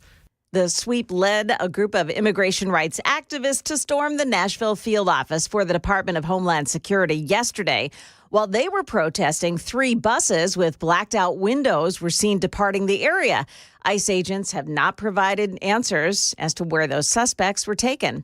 Meantime, Mayor Freddie O'Connell says that Metro police officers were not involved in those traffic stops, and Channel 4's Lydia Fiedler with his response to the detainments. The Nashville mayor's office tells us federal enforcement. Lydia Fiedler with his response to the detainments. The Nashville mayor's office tells us federal enforcement like this makes the community fearful, going on to say, quote, our top priority is keeping people safe, and we're deeply concerned about what appears to be federal actions are making that harder. The mayor's office says they're working to learn the names of those who were detained. Now, starting today, federal student loan payments will resume after a 5-year hiatus.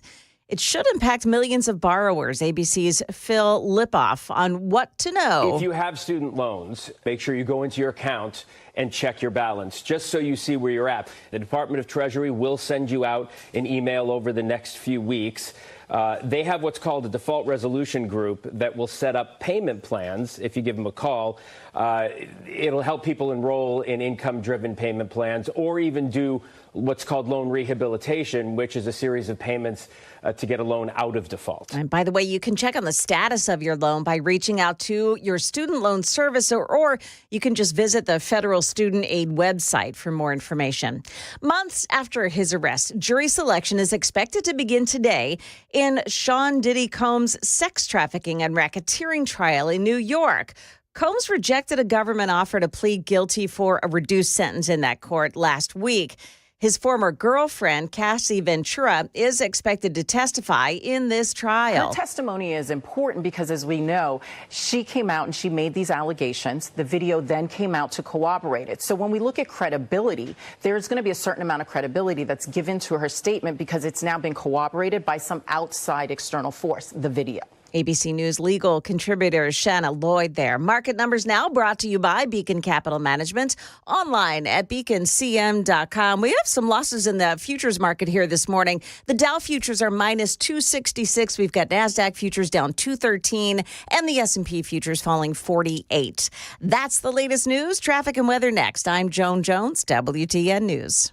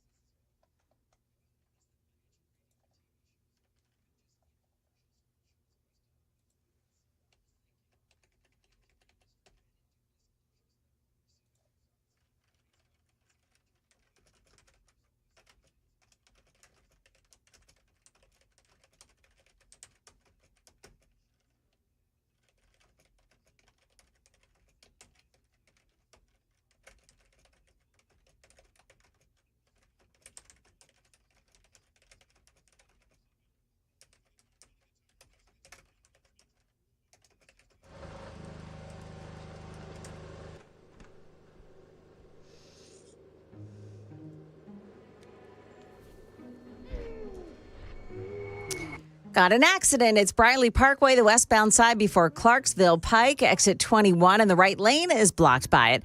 Hendersonville East Main Street west of Centerpoint Road. There's a crash. And just one more. This is Madison at Tennessee 45 at Archwood Drive. A crash. Traffic every 10 minutes every morning on Super Talk 99.7 WTN.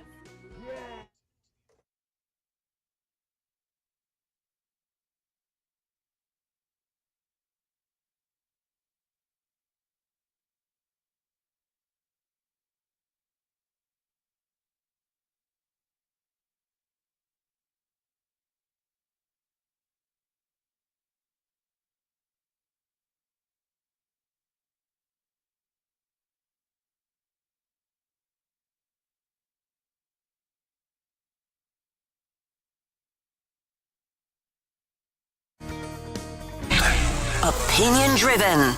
This is Nashville's Morning News with Dan Mandis.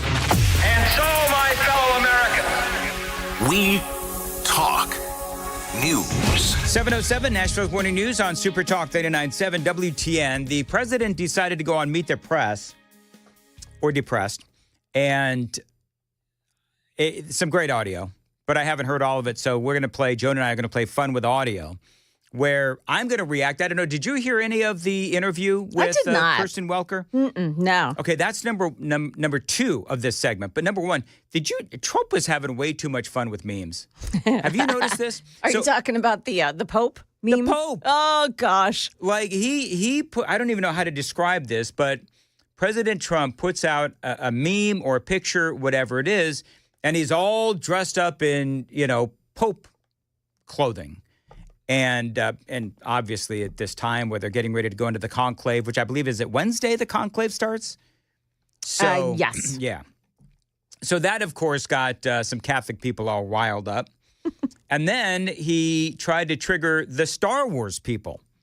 Did you see this one, Joan? Where the president puts out, it was a Star Wars day. Of course, May the 4th be with you, right? Mm-hmm. So he puts out a meme with him buffed out in lightsaber and Star Wars gear, that kind of a thing. Yeah. People are of course triggered by that as well. I'm sure. Oh, can you imagine Mark Hamill, who of course everybody knows that Mark Hamill absolutely hates Donald Trump, and he puts out this this meme of him. He's holding, it's basically his head superimposed on a big buff body, and he's holding a lightsaber and the whole thing, and Star Wars purists are like, he's holding the wrong color lightsaber. But it's orange, which works with Donald Trump. Right, exactly. All right, moving right along. All right, so President Trump was on with Kirsten Welker and Meet the Press. For the life of me, I'm not entirely certain why it is that the president has decided to go on a lot of these shows. He was on with ABC last week, and we know how that went with Moran, whatever they got, Terry Moran. Terry Moran. Okay, very good. Yeah. So then he decides to go on with Kirsten Welker, and again, we have not heard this audio yet, so Joan and I are responding first time. Apparently, he spoke about Joe Biden and old folks. And you know what I can't name? I can't name one Democrat. I mean, I look at the Democrats, they're in total disarray. They have a new person named Crockett. I watched her speak the other day. She's definitely a low IQ person. And they said, she's the future of the party. I said, you have to be kidding. I don't know what they're going to do. And I really believe in a two-party system. Because it's good to be challenged. It's really good to have a two-party. It's good. Being challenged is okay. It keeps you sharp. I don't know what they're going to do. They have nobody. Bernie's 87 years old or something. And Biden is the worst thing that ever happened to old people because he was grossly incompetent. And I think maybe for artificial reasons. He had operations and things. So maybe that's an artificial. But I know people that are unbelievably sharp, and they're older than 87. But I watch Bernie Sanders. He's a nut job, but he's still sharp. He's sharp as he's the same guy he was. He hasn't gone down. But Biden is he's the worst thing to happen to old people. There you go, Donald Trump. You know what? Honestly, Joan, again, first time hearing this, fact check true on a couple of things. Number one, when Joe Biden was going through all of his clear mental difficulties. A couple of things. People were saying, oh, you've got to have an age limit. No, you don't have to have an age limit. President Trump is right. I don't even know. How old is Trump now? Is it 78? 78? 78, yes. So Trump is sharp as a tack. Right. I'm not using sharp as a tack in the Joe Biden kind of way. I'm actually using sharp as a tack as President Trump clearly is sharp as a tack. And so he's right where Biden was just such a doddering, mindless, stuttering old fool that didn't make any sense and is trying to shake hands with ghosts and couldn't find his way off of a stage. President Trump makes a good point. He made one quick mention in there about he's had, what did he say? He's had some surgeries. Yeah. So I think what he's talking about, Joe Biden had 2 brain surgeries for aneurysms. He did. To completely discount that as being non-consequential, right, I think is ridiculous. Mm-hmm. Of course, it's got to have some consequence to the man's abilities. You don't recover from stuff like that 100%. In my humble opinion, I'm not a doctor, but I don't think that there's an expectation that you recover from that by 100%. No, and the other thing is, I think that we all understand that some old people, they're really sharp, and other old people aren't.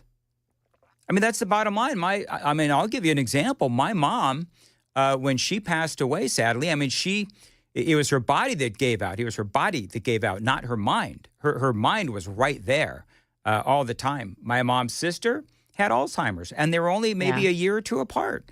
So not all old people are the same. But my mom is 87, and I just called one of my siblings and said, hey, it's like starting to show, because she'll repeat stories and she'll forget that she called me an hour ago. Sadly, it's happening. But she's 87. I can say that when she was 78, like Donald Trump is, she was very sharp, very sharp. So it's not a matter of age. It's a matter of mental acuity. Yep. And that's a different story. And I hate when they talk about ageism and that, there should be a test for age. Absolutely. That's wrong. That's not what it's about. And here's the other thing. And I can relate to your mom forgetting that she called you an hour before, because my stepmom, who had Alzheimer's, she would do that to me constantly. And what would you do? Can I just ask, if we go a little personal, what would you do? Like, I would just act like I didn't have the conversation previous. There's one day I had like 3 conversations with my stepmom. Yeah. And it was just like, how you doing? How you feeling? How are the hydrangeas? Because she loved flowers. Because they say that, and it's really heartbrearking, but they say that you don't point call them out on it, right? Because then they just get angry and upset. Yeah, and then they stop calling you because they're afraid to say something that might alert you to their mental awareness. Yep, that's exactly right. So I heard the joke yesterday, but tell me again. Yes. I don't say that, but I just allow her to go on. That's absolutely right. Okay. What would Donald Trump do with a 3rd term? Is he interested in a 3rd term? We're going to hear that audio coming up next. Joe and Jones, though, time for the traffic on WTN.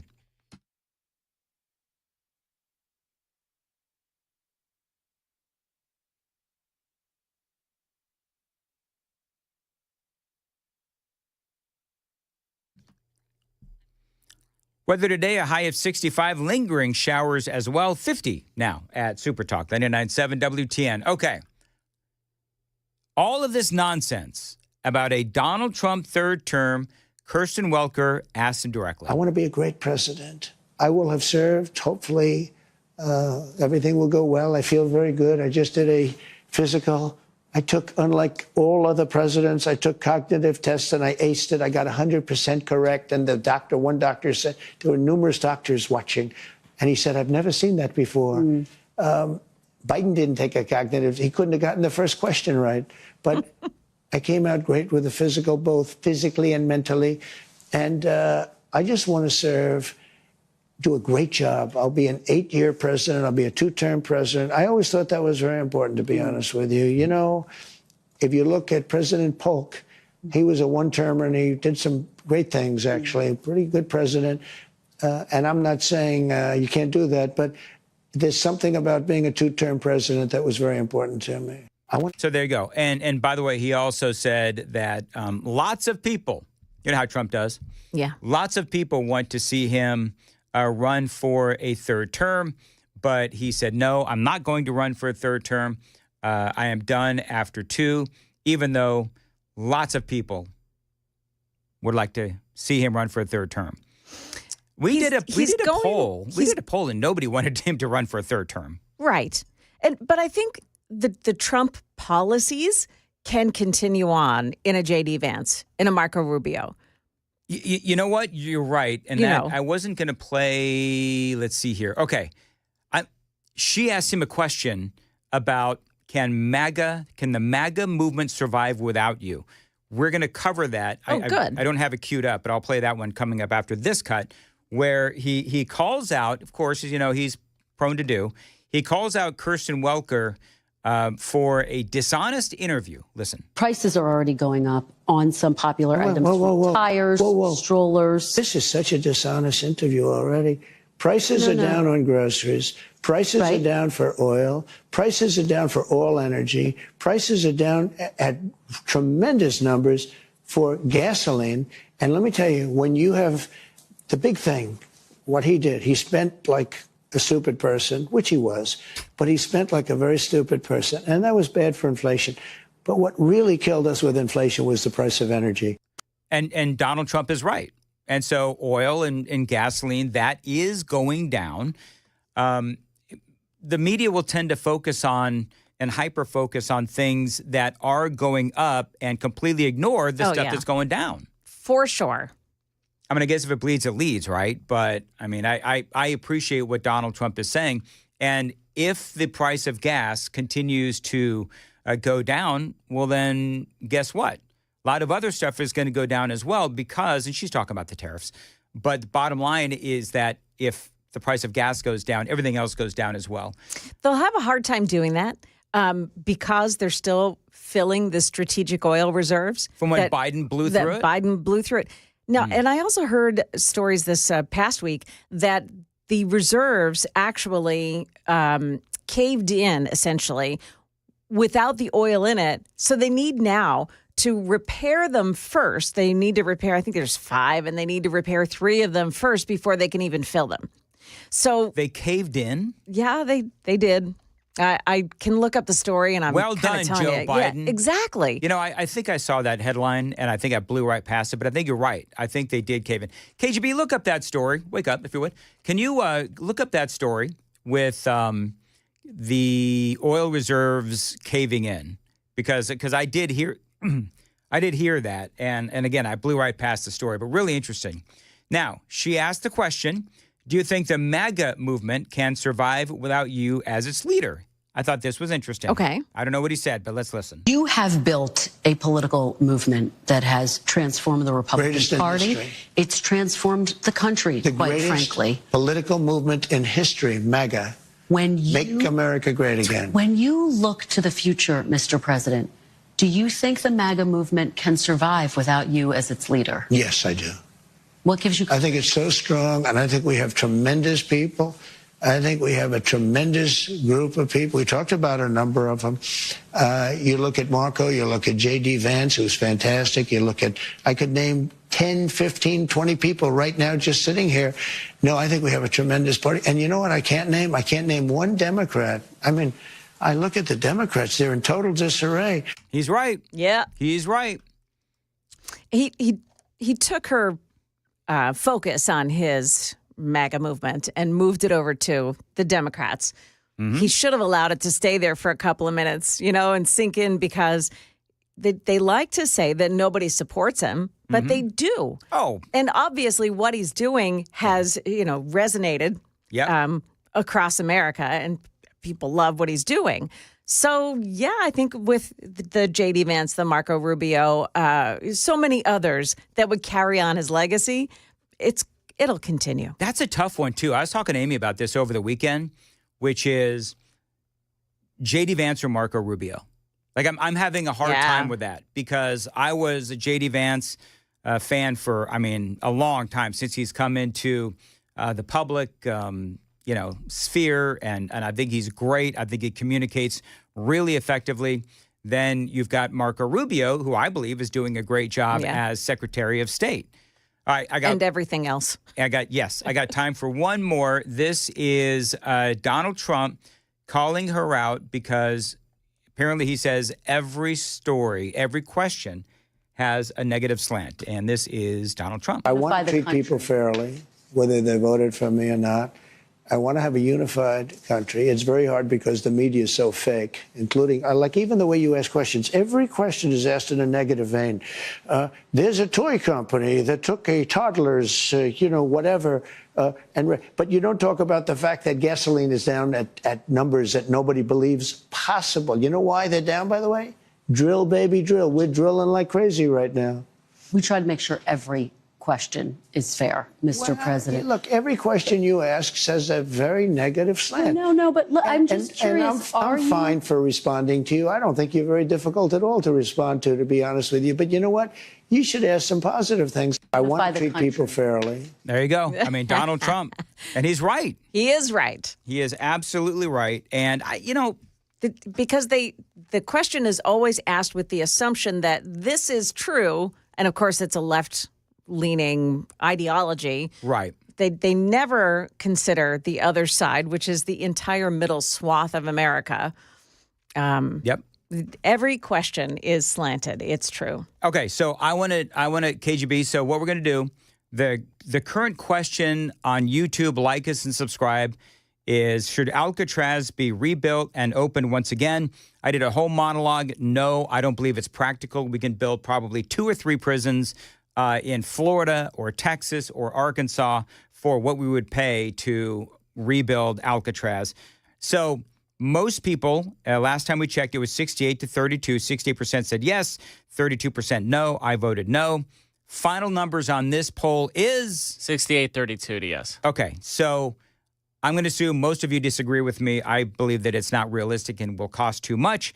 But I want to do a new poll. J.D. Vance or Marco Rubio? Ooh. That's the poll. I like that one. J.D. Vance or Marco Rubio? Who would you, if you took the Daily Dan poll, Joan, who would you vote for? Don't pin me down on that. I'm going to totally. You know what you could do? Weaver used to say, "I only cover the news, boys." I mean, you could. I could you could pull do that. You could, but I'm not going to allow it. I can't pull out the beard though. No, it just won't work on me. No. Honestly, I feel like Marco Rubio is really getting he's being tested. Yep. And he's really being sharpened right now by so much that he's taking on. I do believe that Marco Rubio would do this very well. Not that I don't think J.D. Vance would, but I think Marco's really being sharpened. It's really tough, isn't it, though? Yeah, it is really, really hard. So, all right, we'll continue that discussion. I like this poll question. Very good. Well, KGB is going to put it up. Thank you, KGB. It is 7:24 on Nashville's Morning News on Super Talk 99.7. Joan Jones is in the WTN newsroom. Joan, what's coming up? Yeah, we've got more on those ice sweeps over the weekend. And after a man's body was found dead inside a car that had been towed away, police are saying now whether the towing company will be held responsible for it. Those stories and more coming up here at 7:30 on Super Talk 99.7 WTN.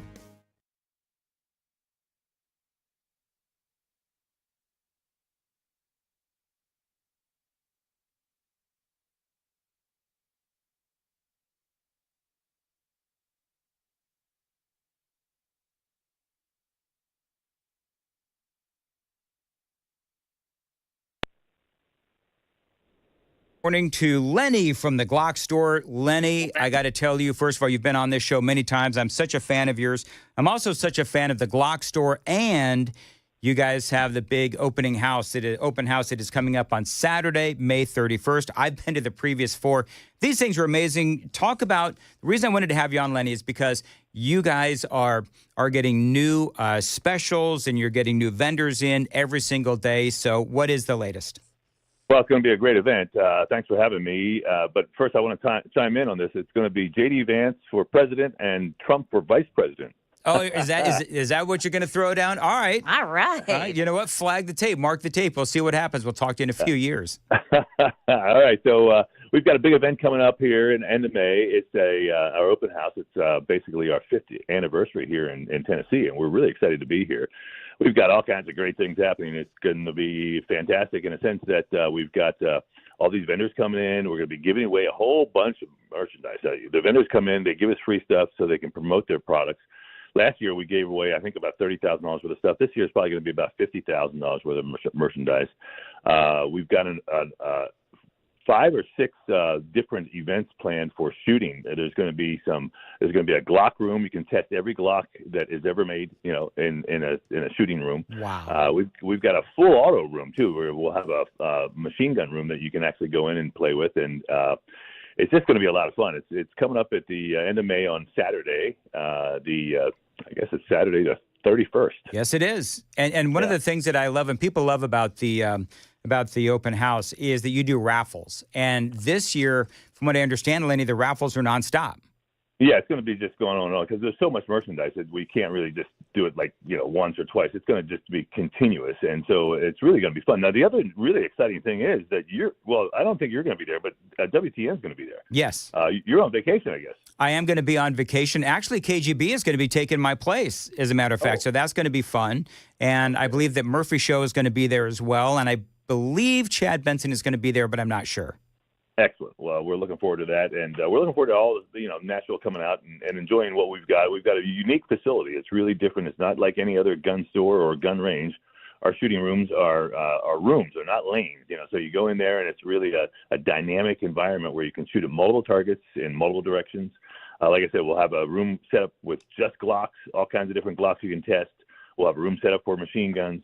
Then we'll have a room set up for a kind of a little speed competition. You get to win a prize if you're the fastest shooter in Nashville. It's going to be a lot of fun. All right, Lenny McGill, always great to have you on. Details, my friends, at shoot270.com or glockstore.com. And again, that open house, Saturday, May 31st.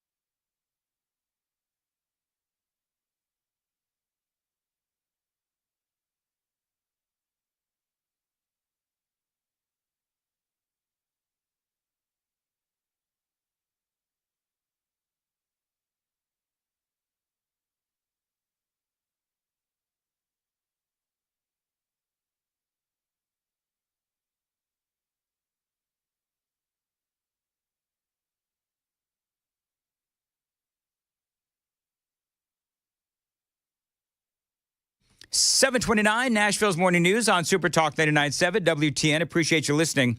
All right, real quick, coming up next, Courtney Johnston, Metro Council. She is going to respond to Mayor, I think we decided on Five Fingers Freddie, Mayor Freddie O'Connell, and his tax increase, and also LPRs. So a lot going on with the city of Nashville. Going to have that conversation coming up next on Super Talk 99.7 WTN.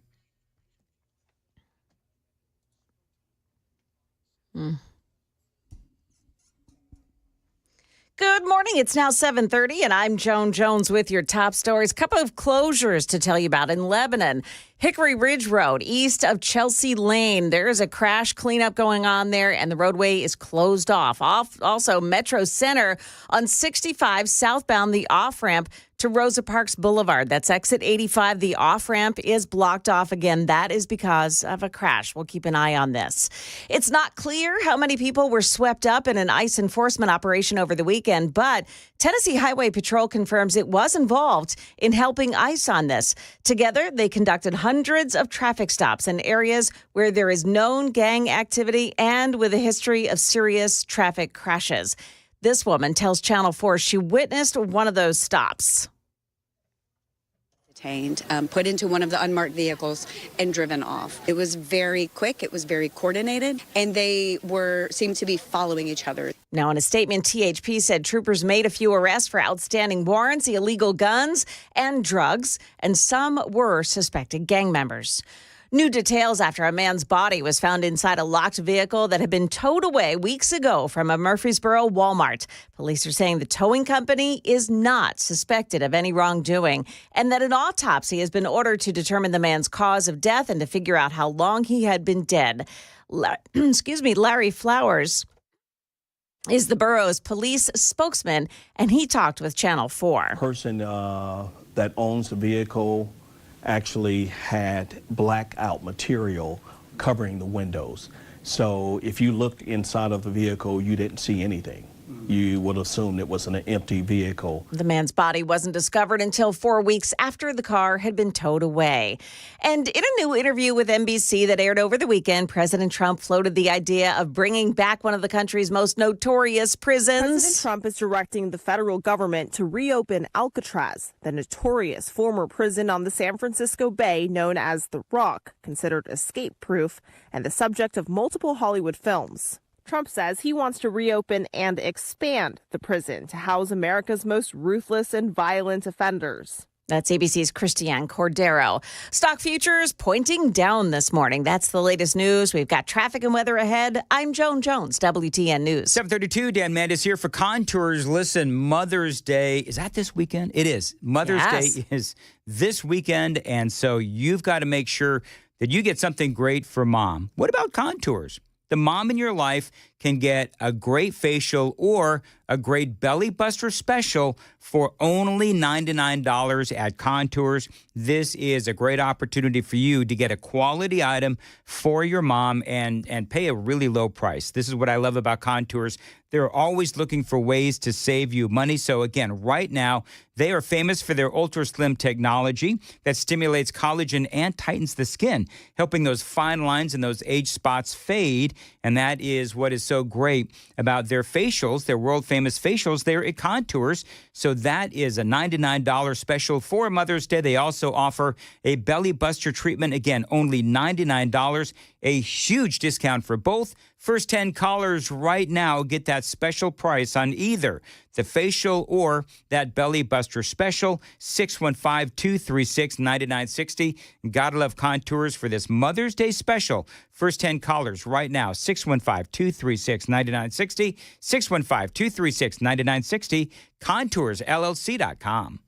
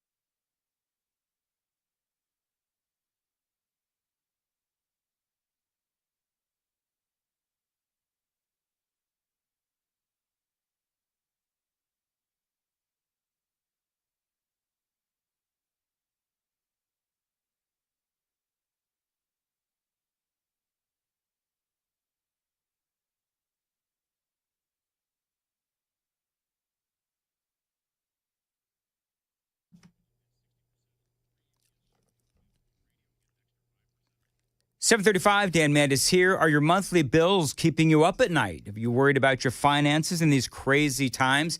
Well, listen, if you're like most people, you've racked up a sizable amount on your credit cards and the monthly payments, it's not making a dent in it. It is time to call my friends at Loan Pronto. If you own a home, you have a super easy way to get tens or even hundreds of thousands of dollars in cash. Loan Pronto has lots of options for helping you tap into the equity in your home and get the cash you need to get back on solid footing. Most homeowners who do this end up wiping out all that credit card debt and cutting their monthly expenses by $1,000. Now, you didn't mean to end up here, but you don't have to keep stressing about money. Call my friends at Loan Pronto. You can get fast and debt-free right now. Fast debt relief right now. 615-499-5780. 615-499-5780. LoanPronto.com. Equal housing lender, NMLS 166-1781. Subject to lender approval. NMLSconsumeraccess.org.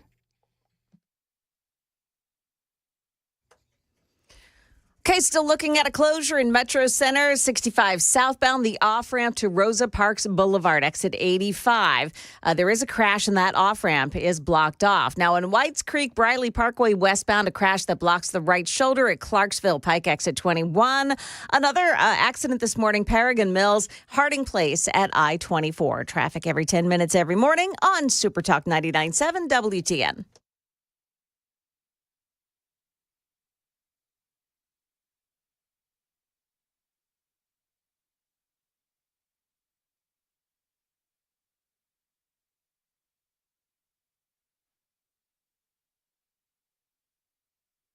.737 Nashville's Morning News on Super Talk 99.7 WTN. Want to welcome on in Metro Council's Courtney Johnston. Courtney, always great to have you on WTN. And I think the mayor, Freddie O'Connell, there's a couple of things going on, as you know. Number one is, of course, the raising of the property taxes to roughly 26%. That's number one. Number two, he also spoke about LPRs, which obviously is near and dear to your heart. And so we're going to talk about both really quickly, though. I want to play you some audio and just have you react. This is Mayor Freddie O'Connell, and this was last Thursday, talking about wanting to raise property taxes.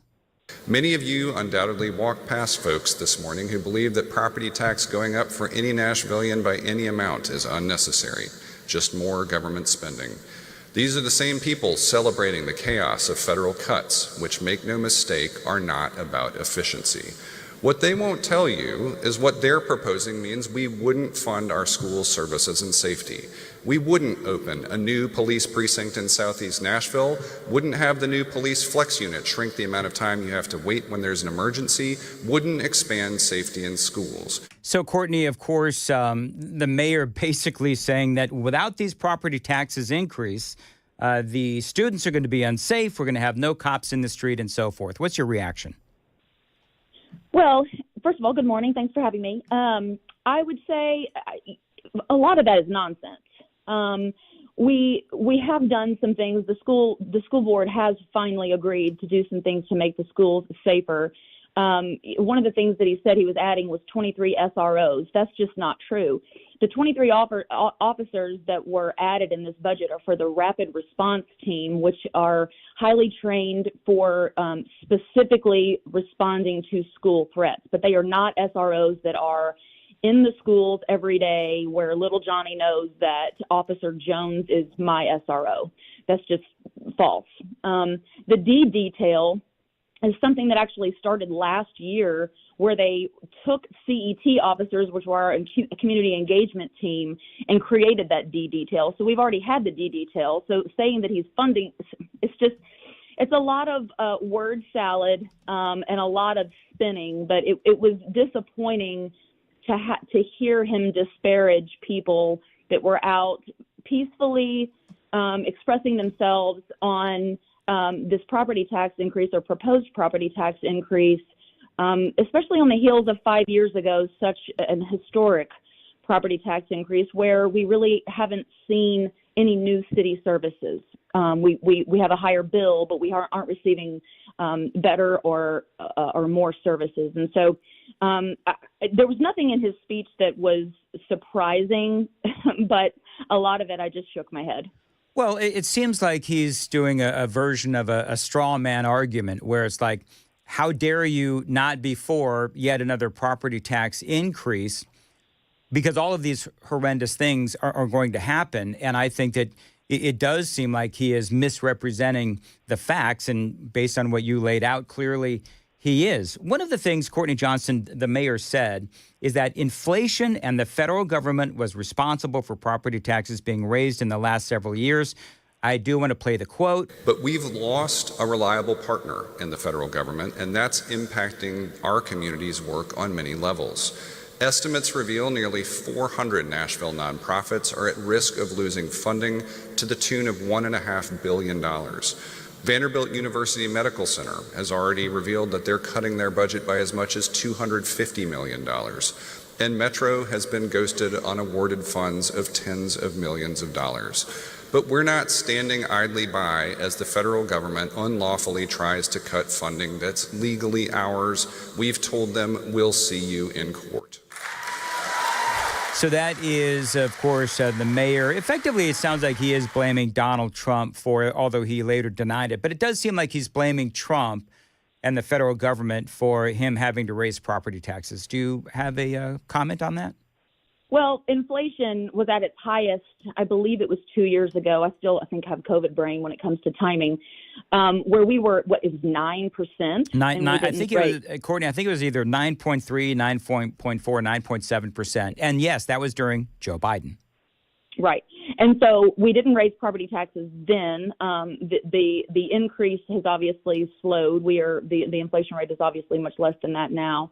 And who knows what's going to happen with the funding for some of these nonprofits. None of that has anything to do with our operating budget.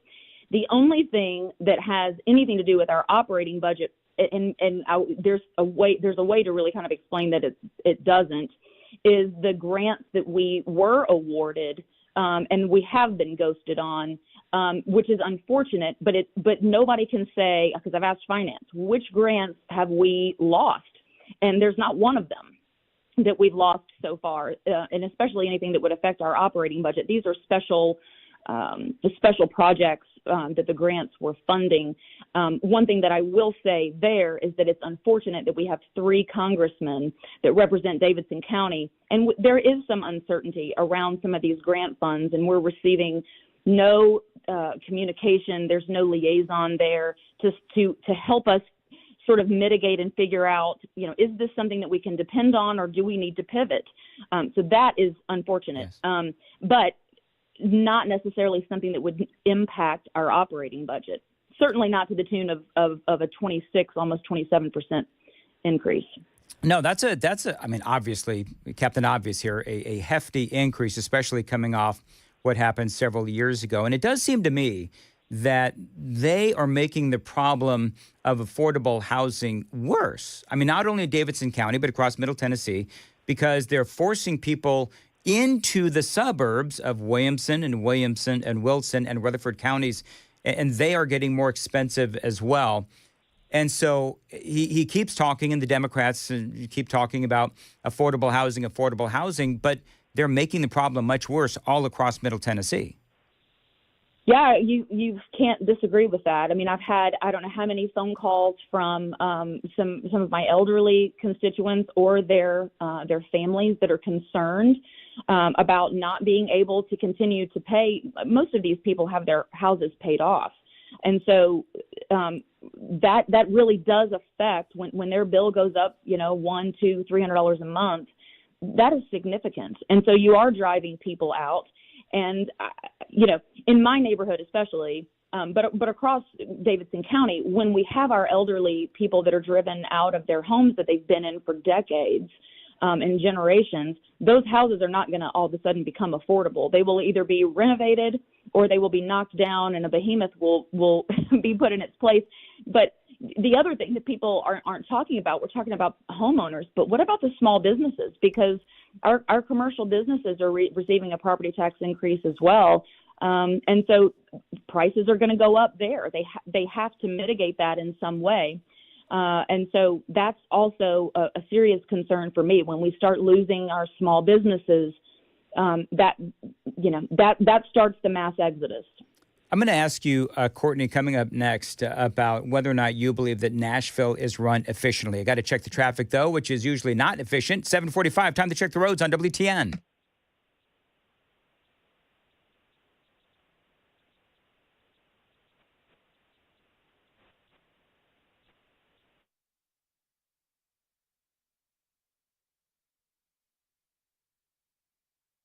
Weather today, a high of 65, lingering showers. Courtney Johnson is joining us from Metro Council. So a couple of things real quick. Number one, how can we be assured that Metro is being run efficiently as it relates to the mayor's office? How do we know that there's places where they could or should be able to cut? Well, I think one of the offices that I think is completely underfunded is our audit function. And we've bolstered that over the last couple of years with a few new full-time employees. I'm on that committee, and it's been really interesting. I've triggered several audits that have revealed areas where we could improve, and in some ways greatly improve. I think there's definitely room for improvement as far as efficiencies, and I think it's going to take a really good deep dive, especially into contracts that we have, because you can audit something and say, "Yep, you're managing this contract properly," but what is the cost of the contract, and is that cost appropriate, and is that cost something that's comparable to other cities that are receiving the same service or product? That's something that I have been told multiple times that historically, vendors that come to Nashville state their price, and that's not the way that it should be. We're not negotiating, I think, as well as we should be. I know that there's some contracts that have been extended that are being paid outside of contract guidelines.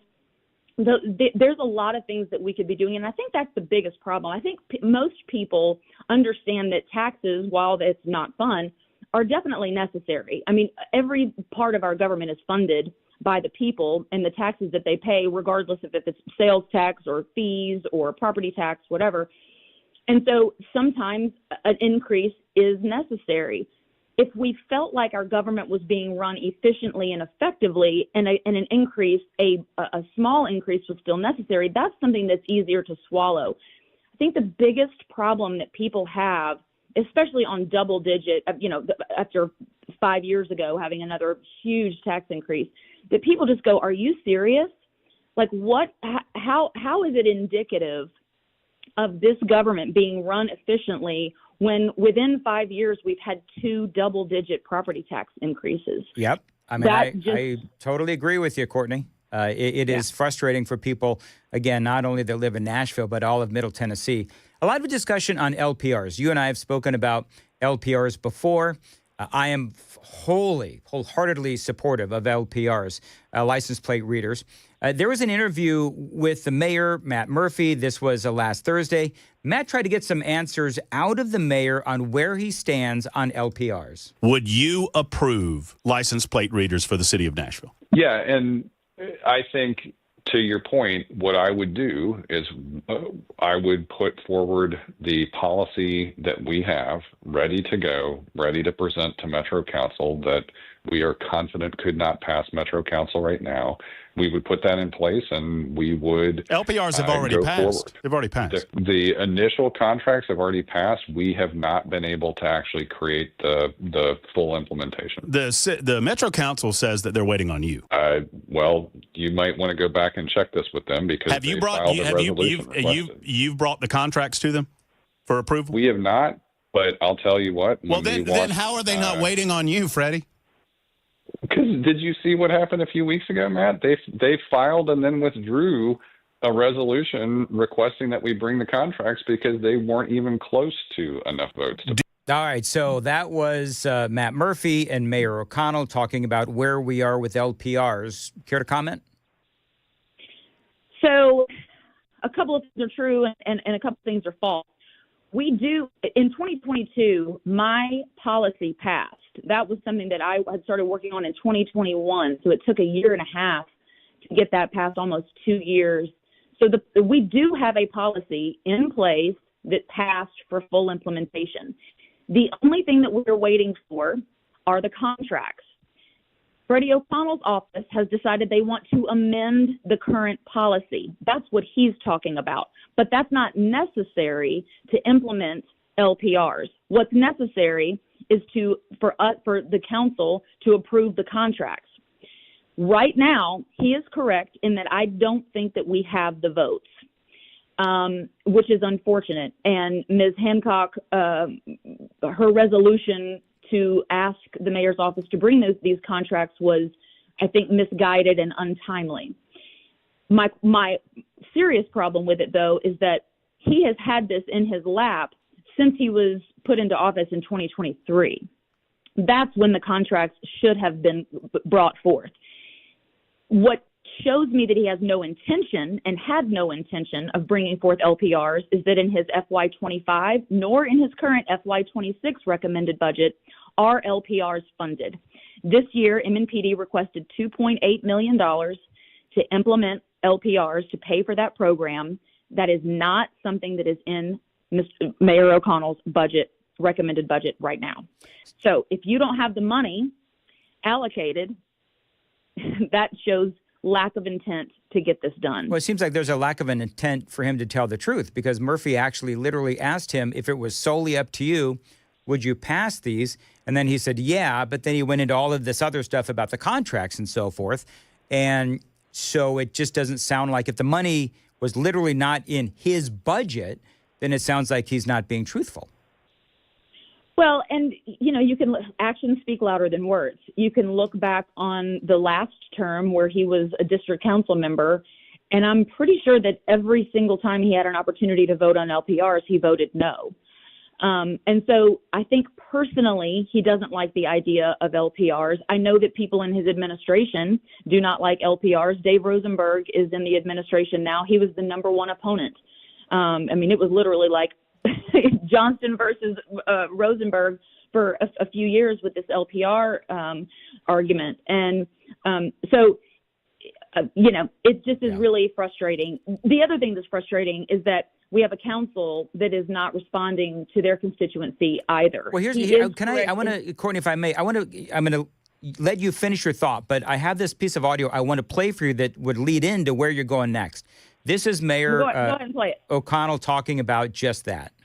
Council members tell us over and over again that these are not issues of local trust and confidence, that other changes in the federal and state landscape make them, I mean, they are paying attention to leadership at multiple levels right now, Matt. Wait, so you're saying the council's not comfortable with LPRs because of federal leadership? I am telling you that's what you just said, Freddie. You just said the council's not comfortable because of state and federal leadership.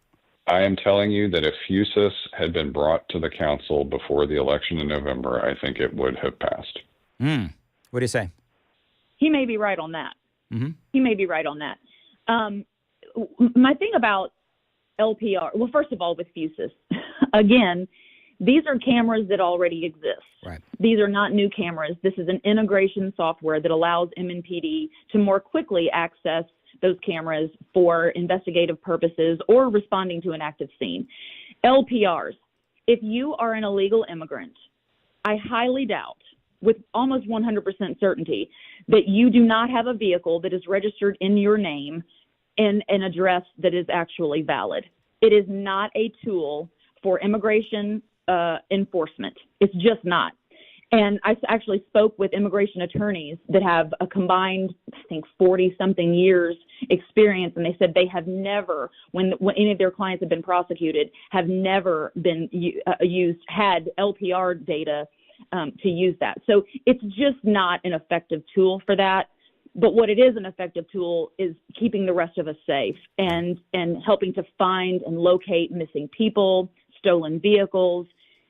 It's an effective tool. We see it all the time. Mount Juliet is constantly, and other surrounding counties as well, catching criminals coming out of Davidson County with their LPR program. Courtney, I live in Mount Juliet, and it's almost like every weekend we see these guys coming down from Davidson County, from Nashville, and they're getting busted by these LPRs.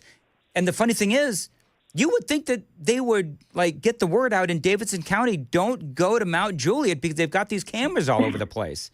I mean, it's like, come on. Anyway, Courtney, unfortunately, we're out of time, but I appreciate you being with us. Do you have anything you want to say for the next 30 seconds before I let you go? Let you have the final say. I would just say if you live in Davidson County, please make a point to reach out to your council members to let them know your thoughts about what you want to see with public safety and LPRs, and make it known your thoughts about the property tax increase as well. I think we need to start demanding efficiency and accountability and not just accepting the fact that property taxes are going to increase double digits every 4 years. All right, Courtney Johnson, always great to have you on. Have a great rest of week. 7:55, running late but worth it. Joan Jones, what's coming up? Well, Dan, what does Mayor Freddie O'Connell have to say about this weekend's ICE raids? And also, just 2 more days until Real ID becomes a real thing. We've got that and more coming up here at 8 o'clock on Super Talk 99.7 WTN.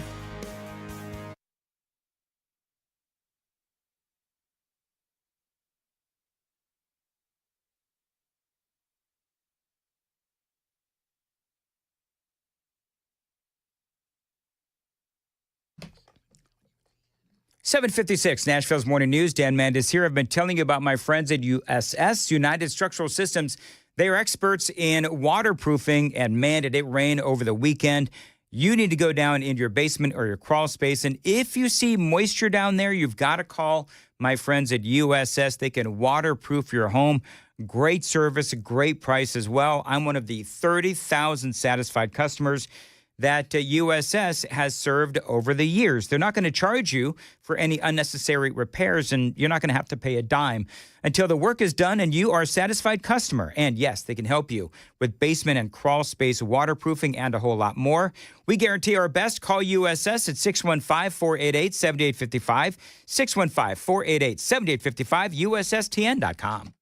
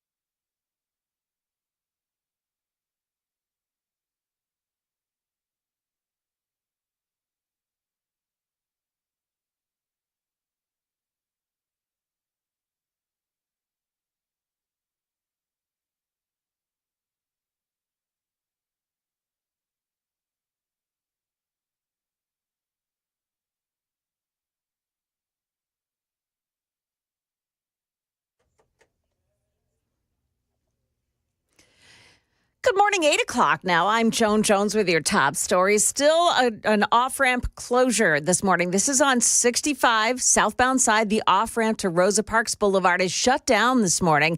There was a crash. It's on the shoulder, but it looks like TDOT is keeping that closed, the entire ramp, and we'll keep an eye on that this morning. Nashville's mayor does not stand behind the ICE operation that unfolded in his city over the weekend. Mayor Freddie O'Connell is saying that such operations make people feel unsafe. That statement came after multiple people were detained during 150 traffic stops over the weekend. This woman's loved one was among them. I don't have any words what happened yesterday, but I think that this is not fair. ICE saying they focused on areas including Antioch, Paragon Mills, and South Nashville, where there's been gang activity and a history of traffic crashes. Meantime, a 17-year-old Nashville teen is dead after reportedly stealing a car, driving it at a high rate of speed, and then running into the back of a moving tractor trailer on I-40 near the airport. Chance Kimbrough was his name. He was ejected through the window of the car as it rolled several times. His body landed on the interstate and he was struck by another vehicle. The vehicle he was driving had been reported stolen a few hours before the crash. Travelers have only 2 days before the Real ID deadline, which happens May 7th. That's on Wednesday. If people show up without a Real ID, driver's license, or another acceptable form of ID, TSA says they should expect delays at the airport checkpoints. Here's ABC's News transportation reporter Clara McMichael. As the Real ID deadline approaches, senior TSA official Adam Stahl tells travelers, get to the airport early, approximately 2 hours. If you do not have a Real ID, we suggest going even possibly earlier. For those without a Real ID, you could face delays at the checkpoint. And in extremely rare cases, if we can't confirm or validate your identity, possible denial. You can use other documents like a military ID or a passport, but enroll as soon as you can, especially ahead of a busy travel season. Clara McMichael, ABC News, New York. Now, Real ID compliant cards in Tennessee are marked with a star in a gold circle at the top right corner of your driver's license. Crews clearing debris along the Nolichucky River in Washington County discovered a body last week. Now that body has been identified as that of Stephen Cloyd. He was one of 2 people still missing from flooding caused by Hurricane Helene. The last remaining person missing from the flooding in Washington County is named Nancy Tucker. Market Numbers Report now brought to you by Beacon Capital Management. Online at beaconcm.com. We've got Dow futures down 237. NASDAQ futures minus 194 and the S&P futures minus 45 points. That's the latest news. Traffic and weather next. I'm Joan Jones, WTN News.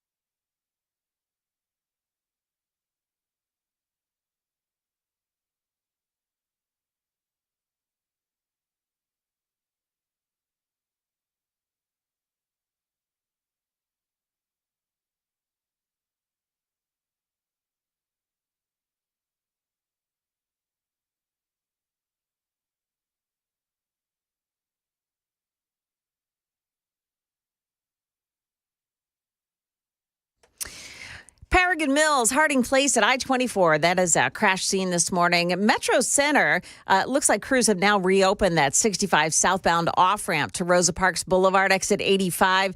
The right lane, however, is still blocked, and that's causing a big delay. Got an accident this morning on Edmondson Pike at Old Smyrna Road in Brentwood, and some delays on 24 heading in this morning on the westbound side, getting pretty heavy, too, in the Laverne area. Traffic every 10 minutes every morning on Super Talk 99.7 WTN.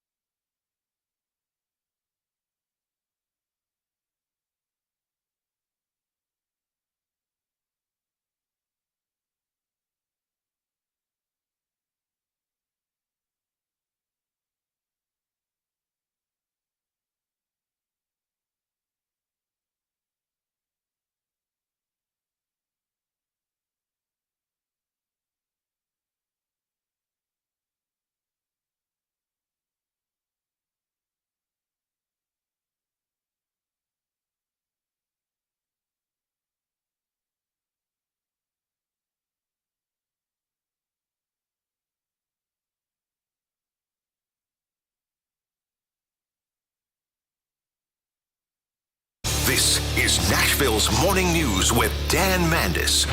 And so, my fellow Americans, we talk news. 808, Nashville's Morning News on Super Talk 99.7 WTN. Welcome on in to the fourth and final hour. Super Talk 99.7 WTN and Nashville's Morning News. Scott Sapicki, State Rep Scott Sapicki is joining us out of Colioca. Scott, always great to have you on. And I had you on for a different reason this morning, but then we had, of course, the ICE raid in Nashville. And so I want to talk a little bit about that as well, because, of course, it is Cinco de Mayo today. And, of course, heading into Cinco de Mayo weekend on Saturday, we had... It sounds like 3 busloads full of illegal aliens, gang members, whatever it is. And I thought it was interesting because you have Mayor O'Connell, you have Afton Ben from the Metro City Council, both oddly and strangely saying, well, this is no way to keep our streets safe.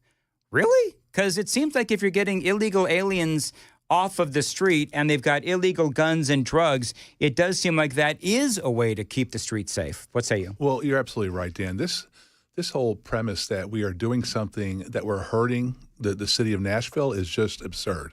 There are people here that have crossed the border illegally. They've committed a crime already coming into our country, but they're not staying in Texas, Arizona, or New Mexico. They're being funneled, and we're funneled by the Biden administration across the country. We've seen an increase in our English language learners in the state of Tennessee in our K-12 system in the last 4 years, jumping from 61,000 to 83,000, from 160 million to 310 million.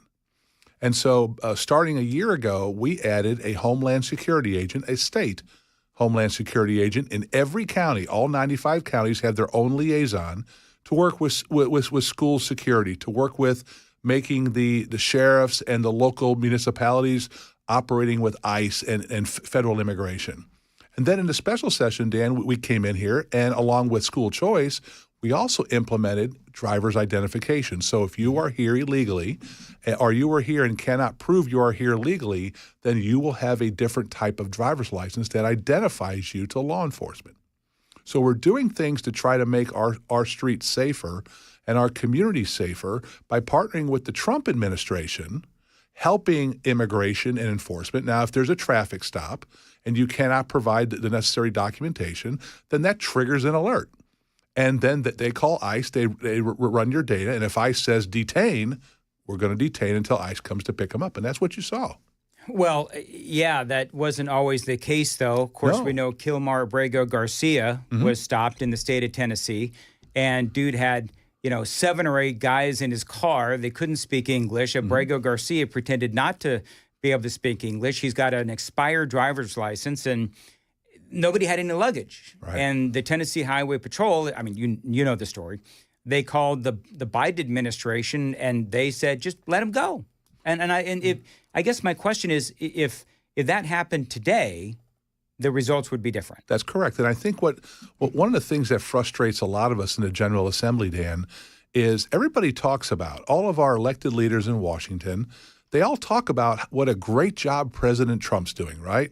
Executive order after executive order. And you know the routine here.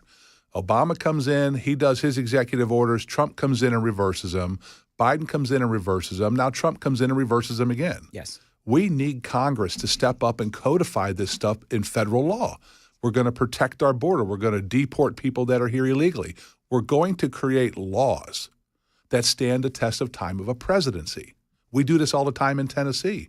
We pass laws that ties the hands of government saying, no, this is the law, you shall do this. And I think if we can get our elected leaders in Washington to step up to the plate and pull the power back that the president has been afforded to them, I think we get things that are more on a permanent basis. We have a wall. We have immigration laws. We have policies and procedures that stand the test of a presidency. And I think all you're seeing right now, Dan, and you hit on it when I was on the way up here, I was listening to your conversations. We've hit on it where whoever is in the White House right now is major importance to how policy is enacted.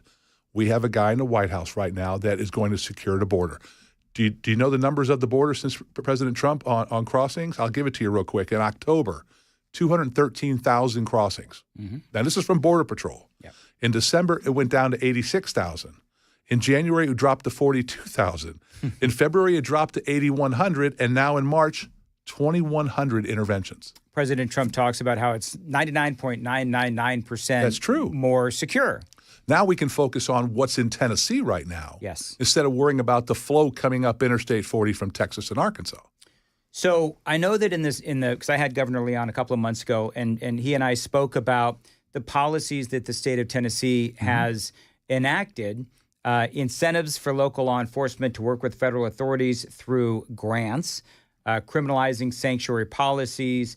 We talked about the centralized immigration enforcement division that now works with Homeland Security and a few other things. And I think that's all great. Are you, from your vantage point anyway, in the state legislature, are you seeing a decrease in people coming to the state of Tennessee because of those policies? Yes. Is there a way to prove that? Yes. We look at what THP does on the interstates when they're stopping people, and those are transferring into ICE deportations or ICE detentions. We're seeing those numbers drop. So we're sending a message to the traffickers in this country is Tennessee is not open for business. We passed the bill about if you are a nonprofit and you are harboring illegals and profiteering from them, that is now a criminal offense.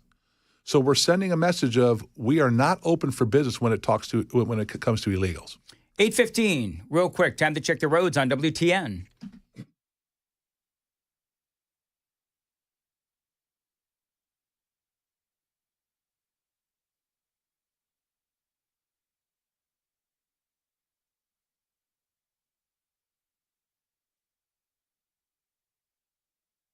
As far as your weather for today, a high of 65, lingering showers as well. Right now, 50 degrees. It's Super Talk 99.7 WTN. State Rep Stock.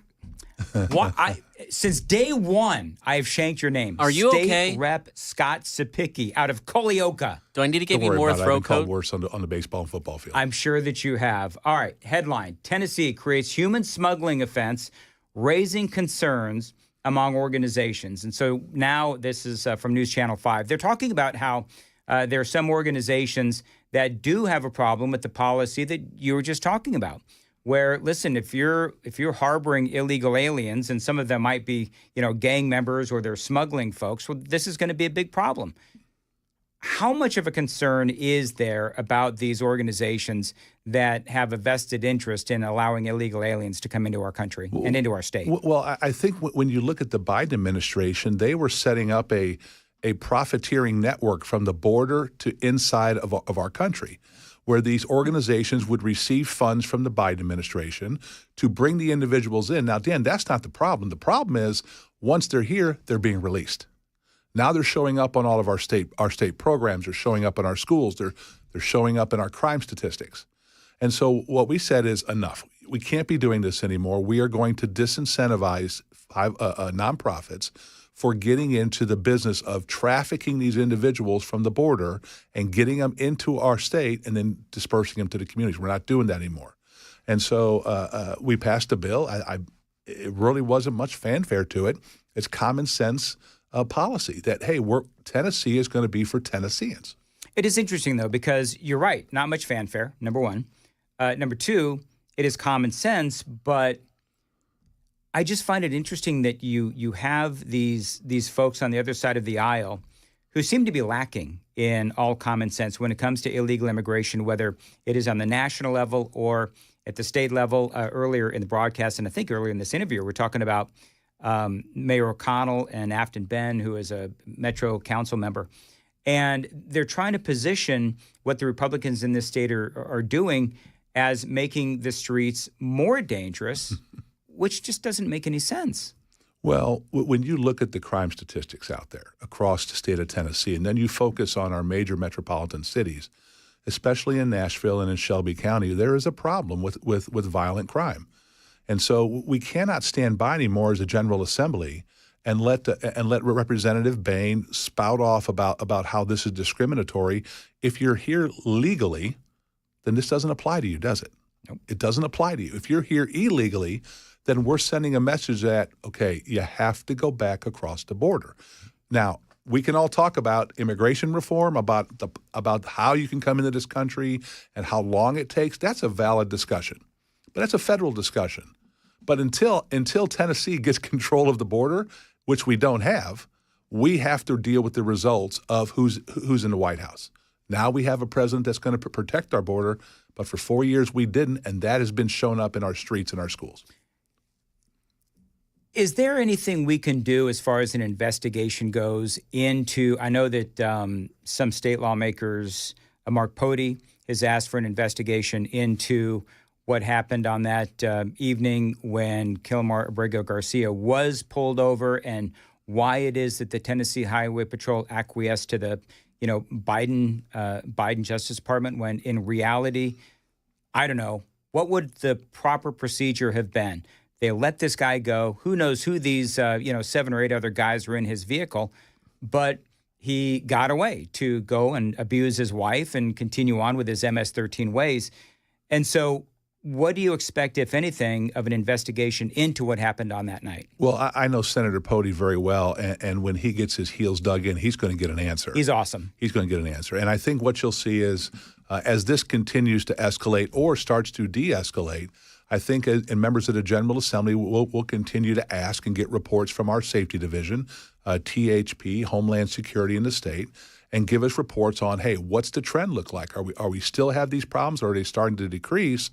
And if they're starting to decrease, how can we go after it to make it even more effective? If that happened today, what would happen? ICE would issue a detainer. They would take them into custody, and then ICE would send someone over to pick them up and escort them where they have to go. Okay. Did we ever get a conclusion of when our own Chris Hand got hit got run into by an illegal alien, no license, doesn't know how to speak the language and so forth? Where did that whole thing land? Because we were all trying to figure out, okay, so why is it that, because I'm just telling you, the text line, every time this comes up, blows up with people that have been hit by illegal alien drivers. Correct. So is there a law that needs to be changed where if you're hit by an illegal alien person that they're brought in, or something where there's actually some sort of a consequence for driving without a license and being here illegally. Well, there is a trigger to it that if somebody, when they run a name, if it comes up on an ICE request, well, now it's a different world. Now that person would be detained. On Chris's circumstance, I haven't gotten the report authorization from him yet to be able to pull that from the Highway Patrol. If he'll get in touch with me. Now, Okay, so generally speaking, then let's make this more of a generic conversation. If I get hit by an illegal alien, if I'm on my way home and I get hit by an illegal alien, and he no license and he doesn't speak English, and I want some consequences because I don't like illegal immigration. Neither does Chris. Then what do I do? Well, you wouldn't have to do anything, I believe, right now because the Highway Patrol are law enforcement. Now, depending which law enforcement, Metro Nashville may be different than Highway Patrol. Okay. But they have the ability to run, what's your name? Right. And if you give a false name to law enforcement, that's automatically a crime. It's automatically a crime. And so if they would give a name and they run that name through the ICE system, which is very quick, it doesn't take very long. If there's a detain and hold, then you don't have to worry about that. That person's going to get a ride in the backseat of the police car. What if his name is not registered with ICE? Well, if I understand from my conversation with THP, the discretion is with the officer at the scene. They have the ability to hold and detain, or they can write the summons to appear. Or let him go. So is there a way to pass a law that says, no, you cannot let them go. You have to take some sort of an action, whatever that action might be? From what I've understood, there are members of the General Assembly that are working with safety right now to solve that problem. All right. Very good. Scott Sipicki, state rep out of Colioca. Thank you. I've got like 30 seconds. Did we miss anything? I know that the legislative session is over, but is there anything else going on that you want to share? Everything's going fine. TCAP is going on right now. We're hearing some good results from our district. So obviously when we get our results in third grade to see where we are, we'll come on and let everybody know. All right. Good luck with that. And as always, thank you for coming in. It is 8:23 on Nashville's Morning News on Super Talk 99.7 WTN. Super Text line is up and very active this morning. Thank you. 615-737-9986. 615-737-WWTN. Joan Jones is in the WTN newsroom. Joan. Yeah, closing arguments in the Tyree Nichols case begin today. And we have the one food item that may be in your kitchen that has just been recalled. That and more coming up here at 8:30 on Super Talk 99.7 WTN. Thank you, Joan. It is 8:23 on Nashville's Morning News on Super Talk 99.7 WTN. I want to welcome on in Tony from Cabinet Solutions. Tony, how are you? I'm doing great. Dan, how about you? I'm good. Now, you and I are in the throes of conversations and planning about my new bathroom through Cabinet Solutions. Let's talk about, though, because you're going to do my bathroom, but let's talk about more about what you can do with kitchen cabinets and also bath cabinets. You've got cabinets basically for any part of the home. We do. It's not just kitchens and baths anymore. I mean, we can take care of people's pantry, closets, of course. That's a big thing. If you got a home office, we can take care of your office or dining room, living room, laundry, mud rooms, media rooms, man caves. That's a big one. Or she sheds. She gets something too. A man cave and a she shed. That's right. Got it. And outdoor kitchens. Hey, outdoor kitchens. It's getting warm in summer. Get that kitchen outdoors. And even cabinets for your garage. Well, the thing that I love about Cabinet Solutions, and I've talked about this, is that no matter what your budget, you've got some quality cabinets. We do. We've got something for everybody. Nobody's left out. You think your project's too small or you don't have the budget, we've got some things for you. All right, Tony, CabinetSolution.com. That is CabinetSolution.com. As always, I appreciate the conversation, appreciate what you're doing for folks. It is 8:24, Nashville's Morning News, CabinetSolution.com.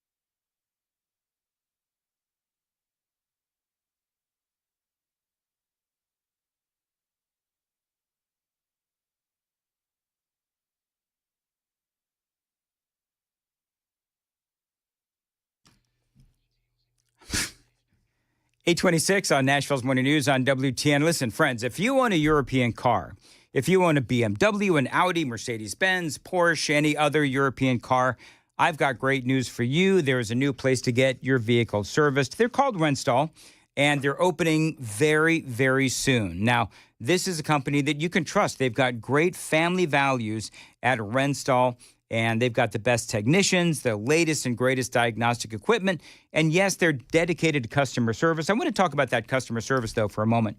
This is dealer-level service, but family-level care and honest prices, not a corporate mindset. Just a family business helping out our neighbors and our friends by delivering honesty, respect, and exceptional service. They are locally owned and locally operated and exclusively do work on all European vehicles. Now, so many things that I love about Renstall. One of them, though, is that they proudly offer the Heroes Service discount.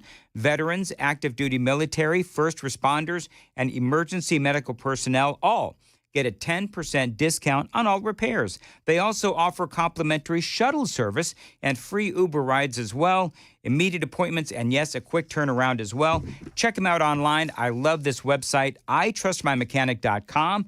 itrustmymechanic.com. Check them out, Renstall, and they are very conveniently located directly across the street from the Academy of Country Music and Live Nation, just about 2 minutes from downtown and 5 minutes from Music Row. Call them. Get an appointment. 615-777-7100. 615-777-7100. itrustmymechanic.com.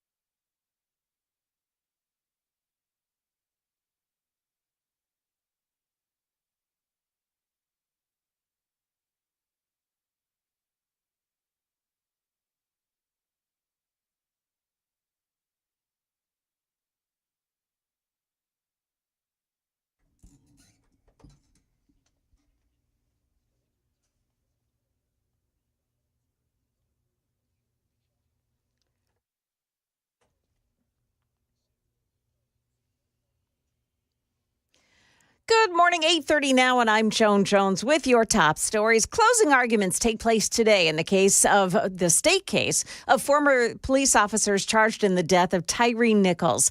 17 witnesses were called by the lawyers defending the four officers, including veteran police trainer Don Cameron. Mr. Nichols wasn't getting out of the car.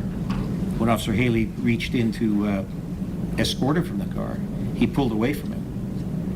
Then at that point, you go hands-on. The officers did not testify in their own defense. If you've recently purchased vine-ripe tomatoes that were marked as packed by Ray and Mascari Inc., throw them out. They're being recalled in Tennessee and Kentucky and a dozen other states for possible salmonella poisoning.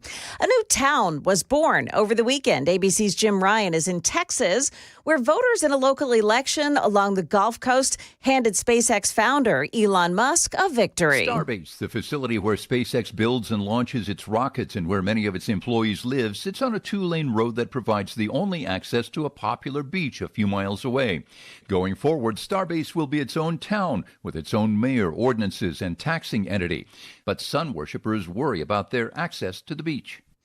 That's ABC's Jim Ryan. No surprise here, but the CEOs of NPR and PBS are saying they will challenge President Trump's executive order that ends public funding of those organizations. The executives appeared on Face the Nation over the weekend saying they're looking at their options. Money News brought to you by Beacon Capital Management, online at beaconcm.com. Breaking this morning, OPEC has agreed to surge oil production by 411,000 barrels per day in June, and that has pushed oil prices lower this morning, and stocks now beginning to trade on Wall Street. The Dow Jones Industrials opening the day 231 points lower, NASDAQ falling 151, the S&P 500 index minus 45. That's the latest news, traffic and weather ahead. I'm Joan Jones, WTN News. Thank you, Joan. Dan Mandis here, 8:32, and the weather in Middle Tennessee is crazy. And you never know when it's going to happen. But you need a backup home standby generator from my friends at the Generator Supercenter, the nation's #1 Generac generator dealer. So crazy storm comes through, powerful storm comes through, and it ends up knocking the power out in your neighborhood. Your power is going to be on thanks to your backup home standby generator.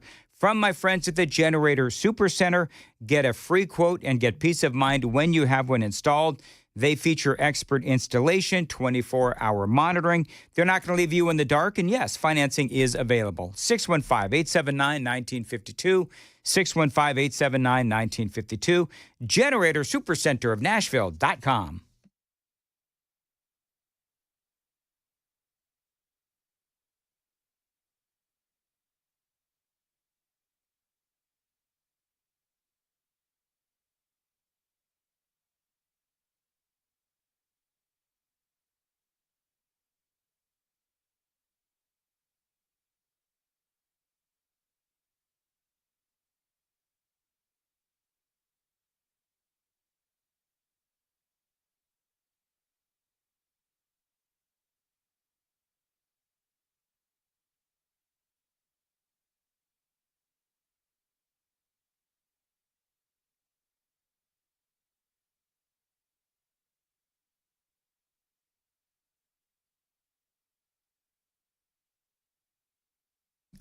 $8:34 at Nashville's Morning News on WTN. Dan Mandis here from my carpet cleaning company, Zero Res. Now, I've been a client for years and years, and one big reason is that they really do help my allergies. Now, carpet is the #1 air filter inside your home.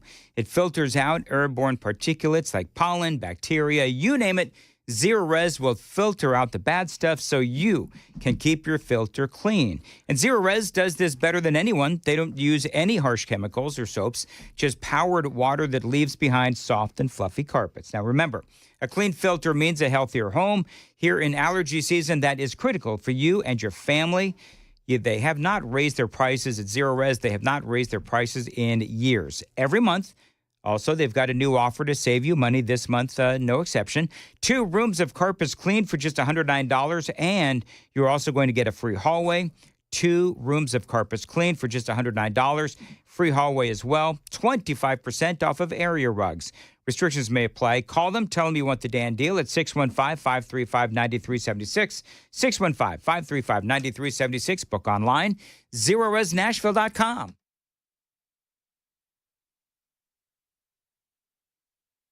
Well, let's see. We have a problem this morning. Harding Pike at Woodlawn Drive. There's an accident in that area causing big delays. Old Hickory Boulevard in Antioch, a crash at Pettis Road North. And you still do have some delays this morning heading into Nashville on 24, the westbound lanes. They start to slow down around the Smyrna area. Traffic every 10 minutes every morning on Super Talk 99.7 WTN.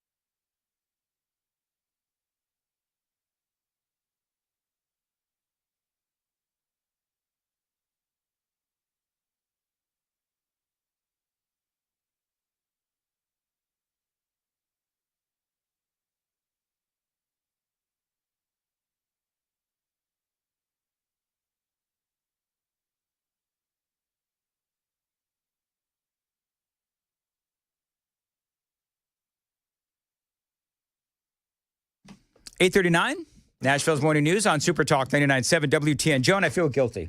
I feel really guilty? bad. Why? I do. I feel bad. What have you done now, Dan? Well, Friday, I called out Chris for his burly lumberjack type beard. Yeah. And so, of course, today he comes in and he's all manicured. And so now I, again, want my lawn to look like Chris's beard. I just want to let you know that, like, the way I shave and, like, my shaving schedule has nothing to do with you. Are you sure? I'm positive. I hope to God that's I true. am positive. It doesn't. Oh, whatever. You can say things and it won't influence me. I thought you were just trying to grow like a weave beard. You No. know, like Weaver in the afternoon. No, I just took a couple days off of shaving. Nothing can replicate Ken's magnificent beard. That is a magnificent beard that Ken Weaver has. It's magnificent? I think it is. Okay. I could beat it Oh, wow. in a month. I think, I think you could. Because I said to He'd Chris, probably do it out of spite. That thing that he had on Friday was just... It was girthy. Very girthy. Well, I feel like you have to ask your wife first if she's like okay with that, because she'll have to deal with that. Chris, any comment? Yeah, to show me a guy that hasn't been married yet, you should ask your wife first. Come on. We ask for forgiveness around my house, not permission.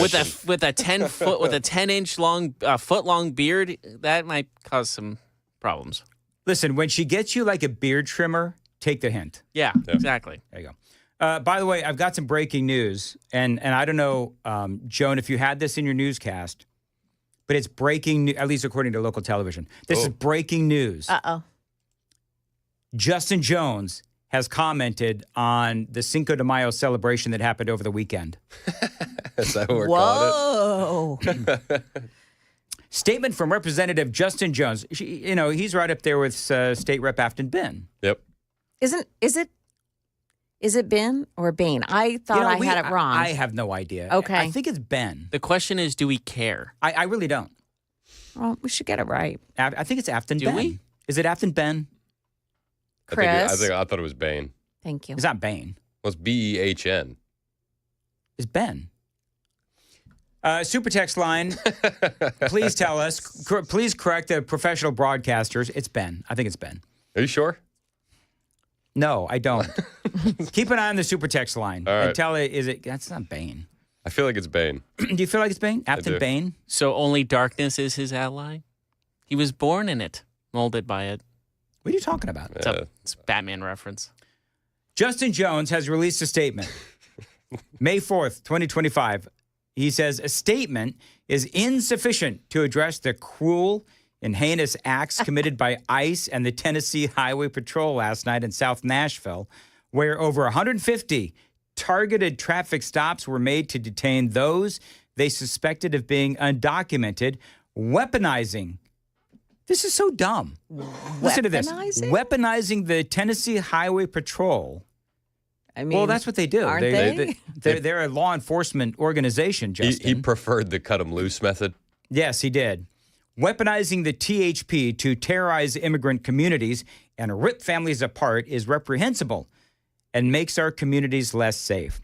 He says, my office will be continuing to press Governor Lee's administration, including the Commissioner of Safety and the Colonel of the Tennessee Highway Patrol, about these racist stops. The names of those detained. How are they racist stops? They're You're not, just but- stopping people at nighttime. You can't see their race. When Justin Jones looks up in the sky, he sees racism. Mm-hmm. Yep. When there's a rainbow, there's racism. It just, without racism, Justin Jones has no game. That's true. Right? It's true. It has to be racism. Has to. Otherwise, What did he call it? Cruel? In the beginning of that statement, cruel? Cruel and heinous. So is it not cruel and heinous when one of the gangbangers crashes his car and kills people, innocent people around them? How about the two people who were killed by the person who ran the stop sign right down the street from the radio station? Yeah, stop light. that's right. And crashed into the steakhouse. How many people were killed? Two people. Two people were killed. A couple who were out on their anniversary. It was like their 30th anniversary, and they came to Nashville to celebrate together. Did you know that Joan was such a racist? I am. Oh, my goodness gracious. It's just wild that that's what they lean on, though. Yeah. It's racism. They don't understand. They just don't understand. By the way, I guess it's Afton Ben, B-E-H-N? Is that what I said? The text line is split. Is it split? Yeah. Okay. So it's not just us, Joan. Because I love when Joan and I, like, she and I have different takes. Like, it's Ben. No, it's Bane. It's Bane. No, it's Ben. So whatever. You know what's so funny? I think it was KGB who had the defining statement on this. Who cares? Who cares? Let's see here. So anyway, Justin Jones, these racist stops, the names of those detained, and the role racial profiling played in targeting immigrants commuting home. Wait a minute. This was on like Saturday night. Right. They're not commuting home. They're out hanging out in areas where there's a lot of gang activity, and they found drugs, stolen guns, and illegal aliens. Justin Jones. And Is it Justin or Justine? Totally kidding. Totally kidding. Don't the police have to have a reason to stop them? Like their headlight is out, they're speeding. Yep. They have to have a reason to pull them over, so it's not unwarranted. Justin Jones says that it's racial profiling. Well, yeah, they're illegal aliens. At nighttime in the dark is racial profiling to get the stop pulled over? Apparently. Yeah. Apparently. But anyway, the funny thing was local news said this was breaking news, this Justin Jones statement. Not so breaking. Okay, so Courtney Johnston says Bane. Bane. Is that what I said? No. What did I say? Ben. I think Courtney Johnston's wrong. I'm totally kidding. Courtney, I'm just kidding. Whatever. Moving right along. There's a shock. Mandis is wrong about a pronouncer. All right. A lot of people in the text line are saying ask Belle because he's in love with her. Oh, really? Bell's in love with Austin Bane. What's Afton Bane. I think it's pronounced. Not name her like a normal. I think it's pronounced Austin. If you heard Afton? that, it's Austin Bean. I don't care. Whatever. Moving right along. Hey, you know what I did over the weekend? What'd you do over the weekend, Dan? I went to go see Theo Vaughn. How was it? Terrible. Really? Didn't like disappointing. I'm just going to be honest with you. Not my brand of comedy. Now, in fairness to Theo, Were you drunk? No. Funny, though, I had to think about it. No, I was not. I'm trying to cut back on my drinking, actually. Why? You know why? Because, honestly, I'm gaining weight. Oh. I'm drinking a lot. I was drinking a lot. Amy told me you might want to cut back. And for the love of all that is holy, stop bragging about it on the radio. Why don't we just switch you over to like skinny girl margaritas? I can't do margarita. It doesn't matter. Theo Vaughn. See how easily you people distract me? What do you mean by that? Do you know what I've noticed, though? Right. What do you mean by you people? What do you mean by What'd you you say, people? Joan? I just thought that it was funny that it's our fault when you're the one so easily led. Well, you know what I've noticed? The less that I drink, the harder it is for me to concentrate. I'm like Johnny Fever in that old WKRP episode. You probably remember this, Joan, where the more he drank, the better he was. Yeah. Yeah. The less I drink, the harder it is for me to concentrate. I love it. Yeah, I know. Anyway, Theo Vaughn. I don't. I'm just kidding.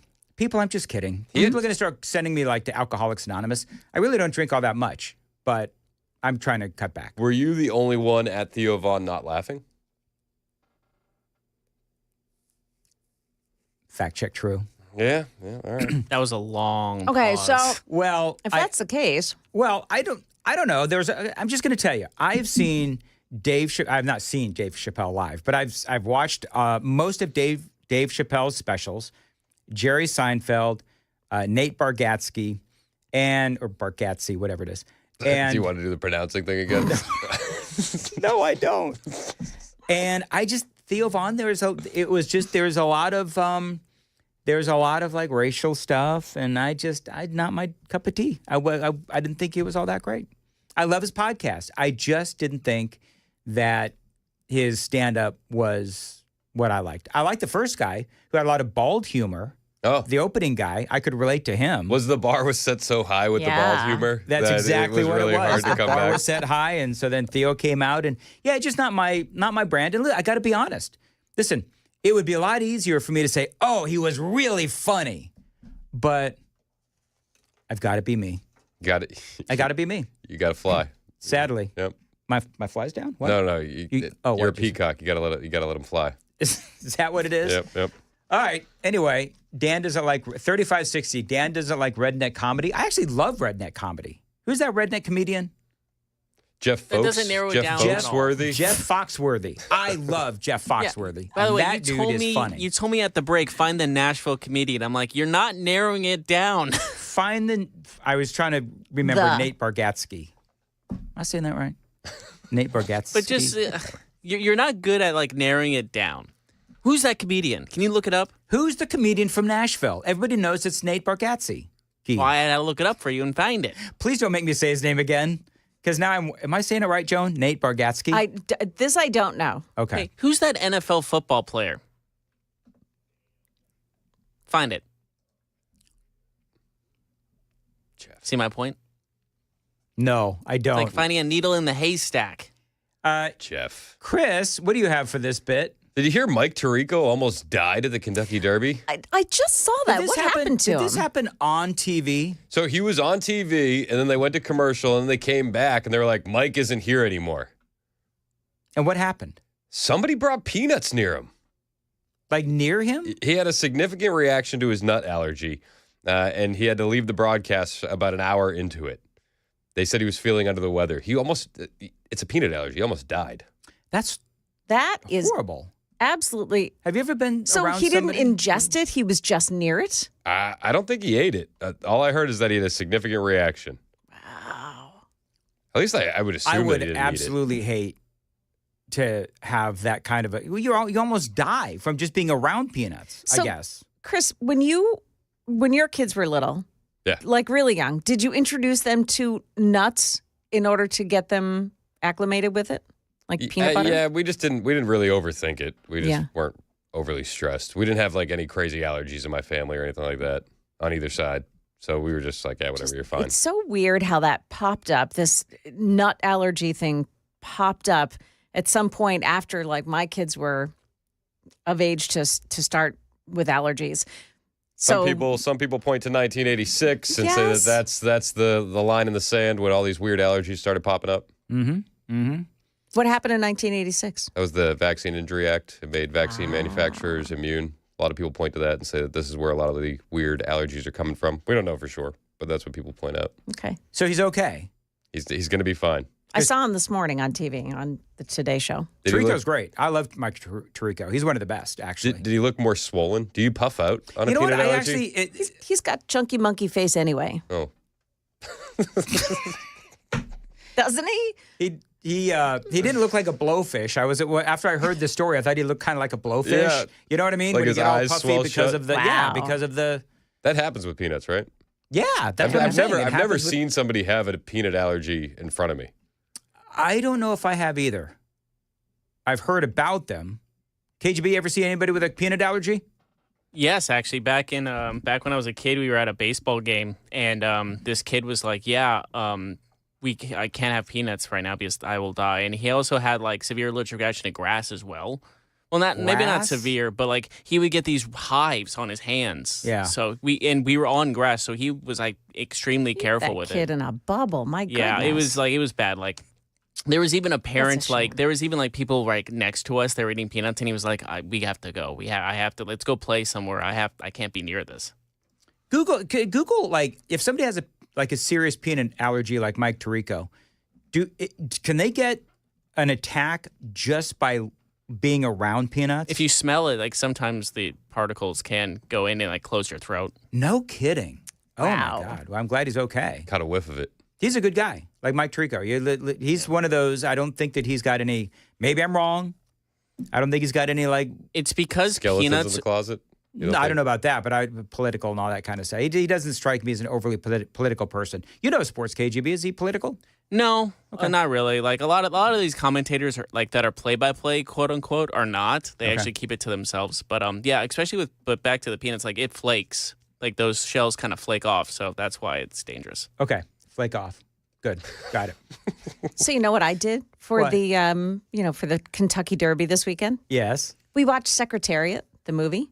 Oh, did you? I totally recommend revisiting that. If you've seen it before, watch it again. Do you know what I watched this weekend, Joan? Very topical. What? You and I think alike. I watched Conclave. Conclave. Oh. Yeah, very good. Oh, yeah. These are both horse movies, I'm assuming. No. No, Conclave is about Seabiscuit? You know it. No, Conclave Secretariat. is about choosing the next pope. Oh. Yeah. They used a horse for that? No, they. Was there a race to be the Pope? Did they have a race? Oh my God. I want there to be a race There for the Pope. should be. Please. Just 80-year-olds running in big robes. I will pay money for that. I saw a video over the weekend, and this is completely unrelated, but we're talking about old guys racing. They actually had like a race of like 80-year-old plus guys. And it was like a foot race of these elderly gentlemen. Mm-hmm. And they fire off the starting pistol, and you just see all these 80-year-old guys just tumbling down, like trying to run, eating it, trying to run. And I'm thinking, there's got to be some broken hips in there. They're not professional runners or haven't done it for forever, and they're just. It just looked like a bunch of average guys that were like, let's do it. Why would they do that? I don't know. That's mean-spirited. That's how they should pick the Pope, though. Yeah, just. It's funny if they're in robes. Bunch of old guys running in robes. Didn't President Trump joke this weekend that if the Pope is not from America, he's going to tax him, tariff him? Did you see the AI image he put out? Ask for his green card. He put out an image of Pope Trump. Did you see that? Yeah, I saw it. People were very upset. And Star Wars people upset as well. You see the meme of him being a Star Wars guy? Why are Star Wars people upset? You know what? Why are Star Wars people Because always they upset? follow Mark Hamill, and Mark Hamill's a non-fun person. He had the wrong color. There are laser. Fun fact: there are real lightsaber. There are Thank you. lightsabers. You're the Star Wars guy. Do you see? I stopped drinking. I Fun fact. can't remember anything now. Dan, fun fact: in the actual TV series and movies, there are orange lightsabers. So I don't know what they're complaining about. Yes, I don't know. Anyway, there you go. It's a good segment. Jesus. Joan, what's coming up? Oh, don't expect me to go and save you now. Yeah, we've got the closing. Moving right along. Yeah, more on the ICE sweep from this weekend. And after a man's body was found dead inside of a car that had been towed away, police are now saying whether the towing company should be held responsible. Those stories coming up here at 9 o'clock on Super Talk 99.7 WTN. Thank you, Joan.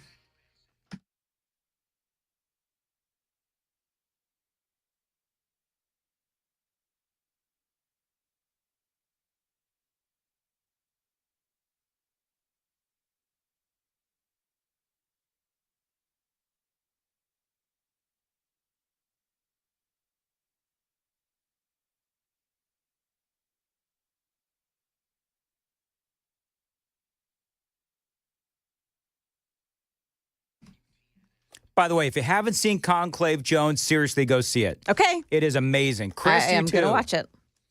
I'm probably not going to watch it. I'll have He's barbecue honest. if you watch Conclave. No. Moving right along. 8:57, Dan Mandis here, Busy Bee Plumbing, Heating, and Cooling. In the middle of spring rebate madness at Busy Bee Plumbing, Heating, and Cooling, they've got some great rebates. A mini split 17 SEER or a heat pump 17 SEER, that is an $800 rebate. Heat pumps 15 and 16 SEER, $500 rebate. And duct sealing or repair, that is a $300 rebate. So many ways to save with Busy Bee Plumbing, Heating, and Cooling. Call them, tell them Dan told you to reach out and take advantage of those rebates. 615-775-7833.